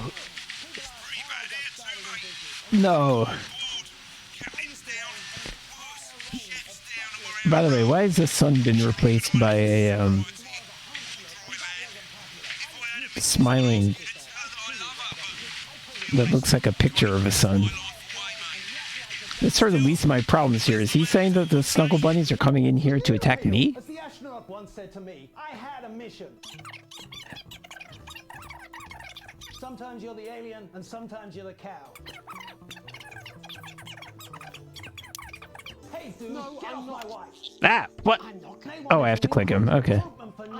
Nuns with buns, nuns with guns. No, I'd rather do that than have to turn left. If I have to do both at the same time, that's going to be hard. I'm not. Your life a little more enjoyable. No. 5, 4, 3. Welcome back to the National Nightly. Welcome back anyway. We know isolation isn't easy, so finally tonight we have something a bit different for you. Even though some people vote it's not our job to entertain the public with absolute nonsense, other, more important people overruled those people.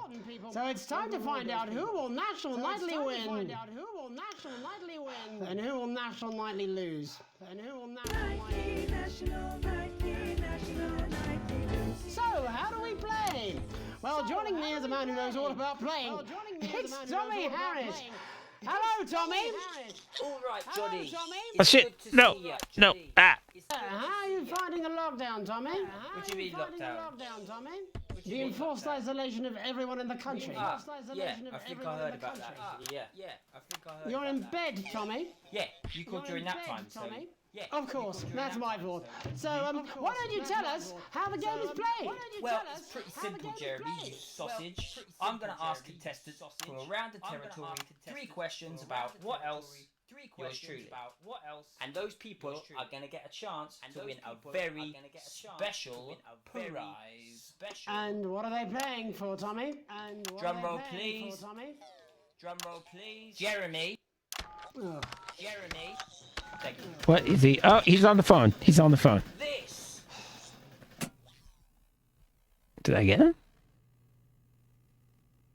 She's turned off the trip switch, Alex. Who? What? Everybody waiting to win this once in a lifetime. Well, that's gonna fuck up my broadcast tremendously.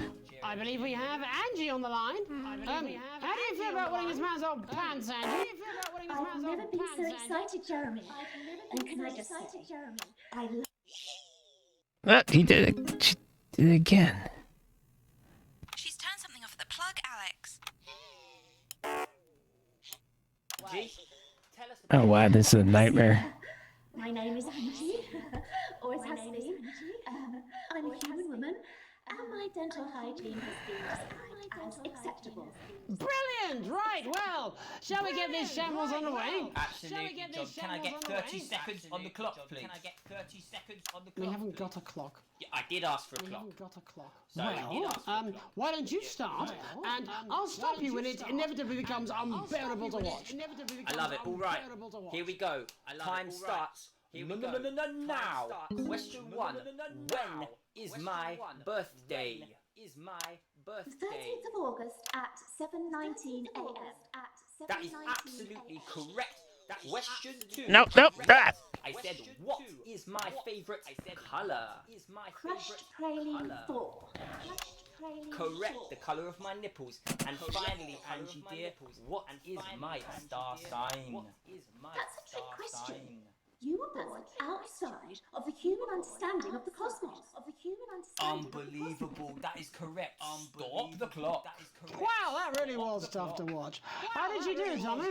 Well, Angie, my love, you've got every single question right. Which of course means you lose and win absolutely nothing. Thanks for playing, Angie. Bye.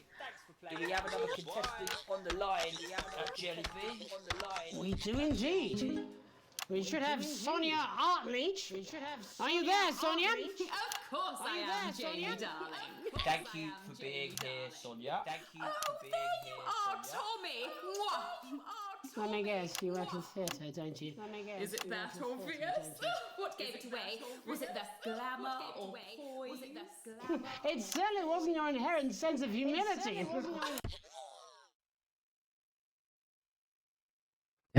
Oh, well, if you must play this game, I am a theatrical... They're being generous with me because the power is turned off a ton of times and it doesn't seem to be hurting that much. And how's the lockdown affected you, Sonia? Well, they may have closed the theatres, shut the studios and boarded the cinemas, but they won't get me that easily. How are you managing without any work? Due to a savvy clause in all of my artist contracts, I am able to claim my 15% from their unemployment benefit. Wow, that certainly is sharp. Standard stuff. And can I ask, where are you speaking to us from? Well, I work from home, you know, to keep costs down. And who's this? And Well, who's this? you know, when they gave the order, I was actually mid-meeting with a client, so we've been isolated together. No fucking way. What the fucking fuck? Is that Tommy Harris? I'm a huge fan. Can I just tell you how bloody brilliant you are? Actually, Jeff, we're about to play a game, aren't we, Tommy? We've got time, we've got time. If it's not too bold, I think I am in love with you, Mr. Harris. No, it's not too bold. That is right. I'd like to show you some of my stuff. I've been working on some new shit. Well, at least you're already aware. During lockdown, we've been workshopping some of Jeff's ideas for much younger children, haven't we? People still let you meet their children, do they? Yeah, that's right. Yeah. I've been developing some shows for younger children. Well, we'd love to see it, wouldn't we, Gerbil? We'd love to see it. Absolutely dying to. Absolutely Right, so, dying to. what do kids love? Timely just put payments from their absent fathers. Shallow and overproduced musical numbers. That's right. Animals! So, I'm trying to address the things that kids need to know, but through a medium that they'll understand. Do you understand? I think, yes. I think so, yes. Jeff's one of my best clients, aren't you? I am, yeah. So, the first one we've been working on is called The King of the Jungle's Mortgage Repayments. It's about a lion who's having problems with his interest rates. I see. Does he have a broker? He does, yes. He's a porcupine. How did you know that? Well, your work is universal, darling. It speaks to people. I'm going to say something to you, mate. I think you're onto something here. Oh, the bear, Oh, yes, right. This one is much better. So, this one tells the tale of Mr. Bear. Now, Mr. Bear is a very sad bear, because all of the other bears don't think that it'll amount to much, and they tell him that his plays are lazy and derivative. I think you're onto something there. Now, Mr. Bear is a tragic figure. Picture this. He's at his lowest ebb. The trees are closing in. He can't even face his salmon, can he? But then he meets someone that will change his life Where? forever. He's around here. Is fucking gripping. That's right. He meets a wise Stop it. octopus who takes him under his wing and says, Wait, what? Did I hold the shot for too long? "Don't be sad. You're not like all the other bears. You have this ambition and these dreams." Such fucking dreams. I think I love you, Jeff. And what you need, Mr. Bear, says the octopus, probably doing an 8-armed gesture or something. What you need to do to find happiness in this crazy old forest is you need to set yourself more realistic goals. It's called Mr. Bear Lowers His Expectations. Wow. You really have taken yourself to new depths. And what do you want children to take away from this? Oh, fuck. I said a more Whoop. realistic worldview. All right, Jamboree. Wow, that was real bad. My name is Jeffrey Donington.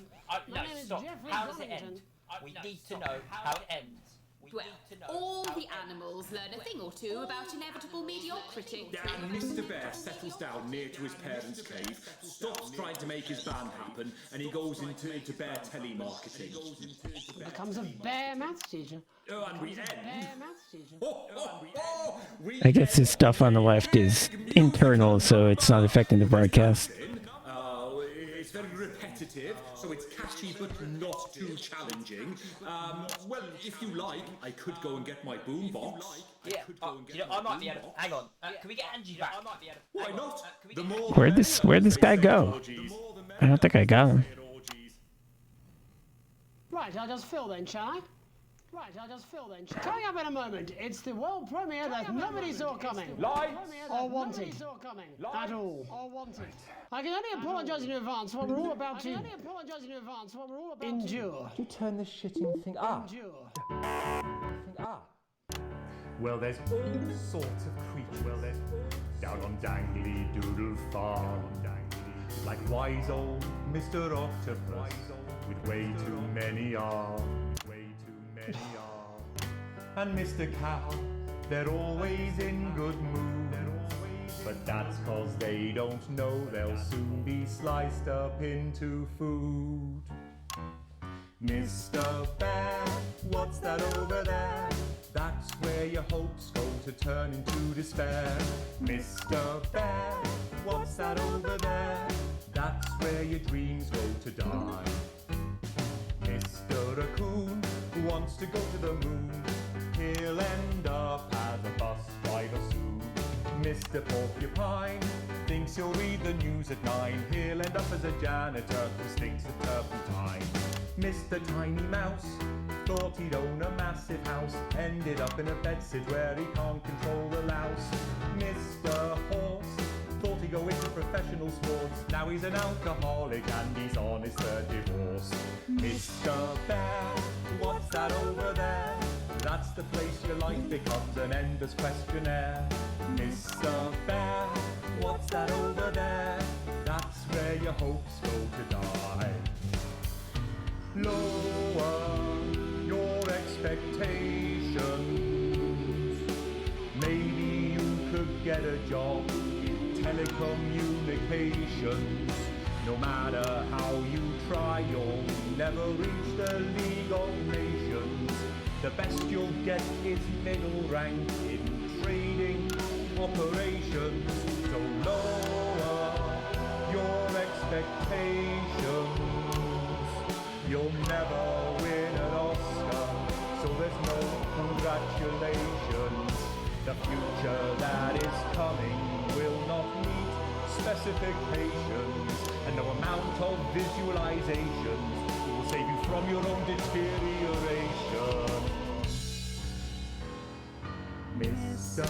Bear, what's that over there? That's a tramp who thought he'd be a multi-millionaire. Mr. Bear, what's that over there? That's where self-esteem goes to die. Mr. Bear, what's that over there? That's the disappointment that is waiting everywhere. Mr. Bear, what's that over there? That's where your schemes go to die.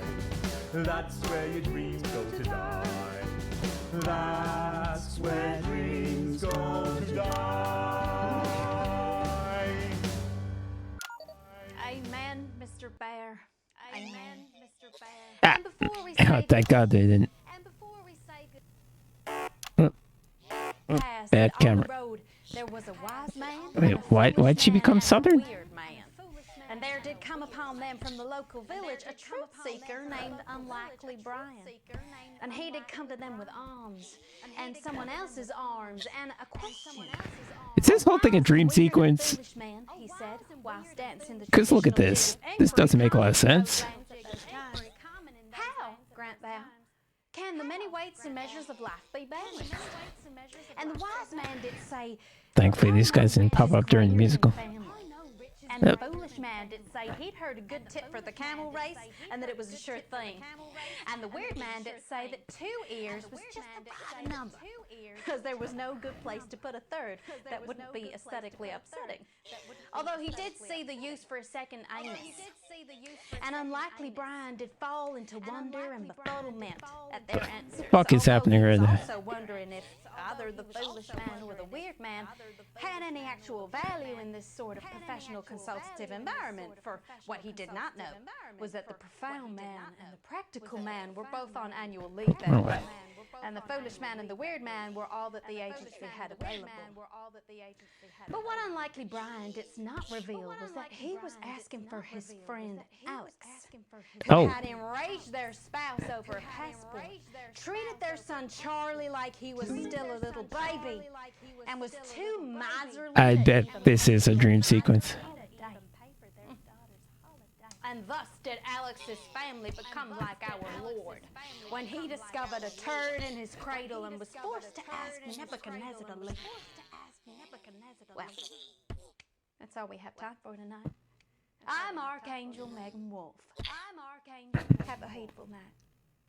Have a hateful night. When the TV starts talking to you, then either you're going crazy or you're dreaming. No, I'm joking. What? I assume this is supposed to be happening. At the end of the day, folks, he makes my fanny feel. So, yeah. What? Oh, I was supposed to go to the... Shit. Where's that checkpoint? I was supposed to go to the, advertisement, to the advert. I hope a checkpoint after the musical, because as amazing as that was, it was pretty long. Fuck. Oh my god, no. No!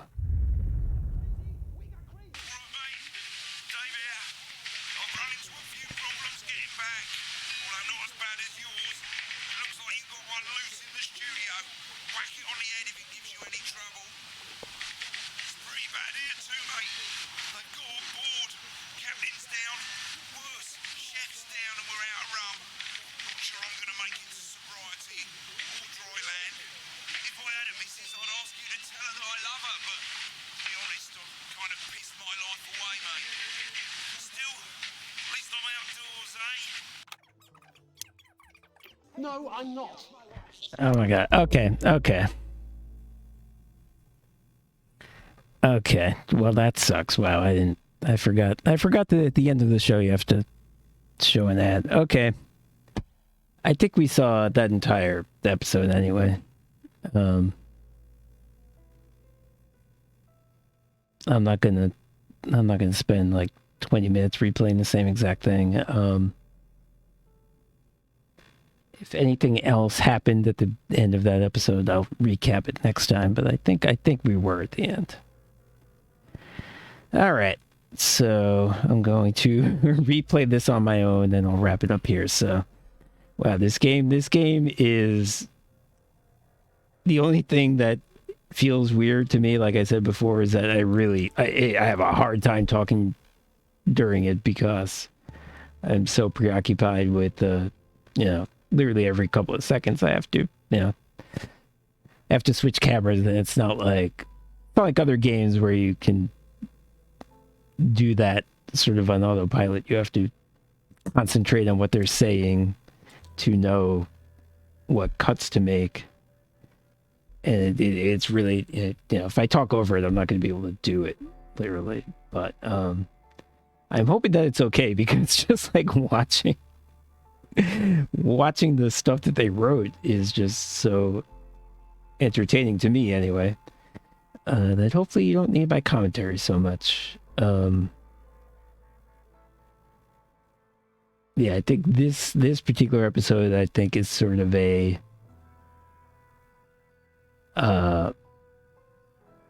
detour from the main plot, where we see an advance sort of becoming a little scary.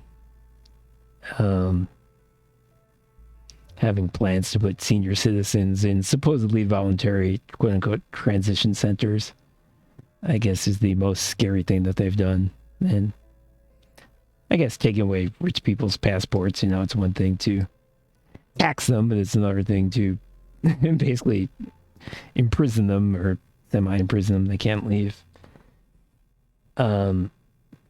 So yeah, this episode isn't really about that main plot. It's a detour that, like I said, I think they literally made during the pandemic, about the pandemic, because they couldn't get all the actors in the same place anymore.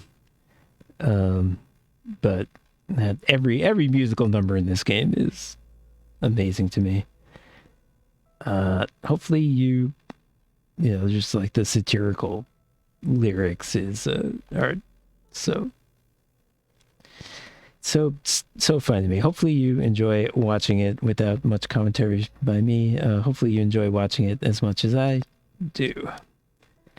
But we'll be back with this probably tomorrow, I'm thinking, before Bernie's stream. Do a little more. In the meantime, I'll catch up to I'll finish out this episode, and like I said, if we miss anything, I'll let you know next time. But I don't think we did, so we'll start. Should have a pretty fresh start, I think. Okay. Yes, thank you very much. Thank you very much. Is Is anyone streaming right now? And this is something I always forget to do. Is anyone? I don't see anybody. Yeah, I don't see anyone to raid.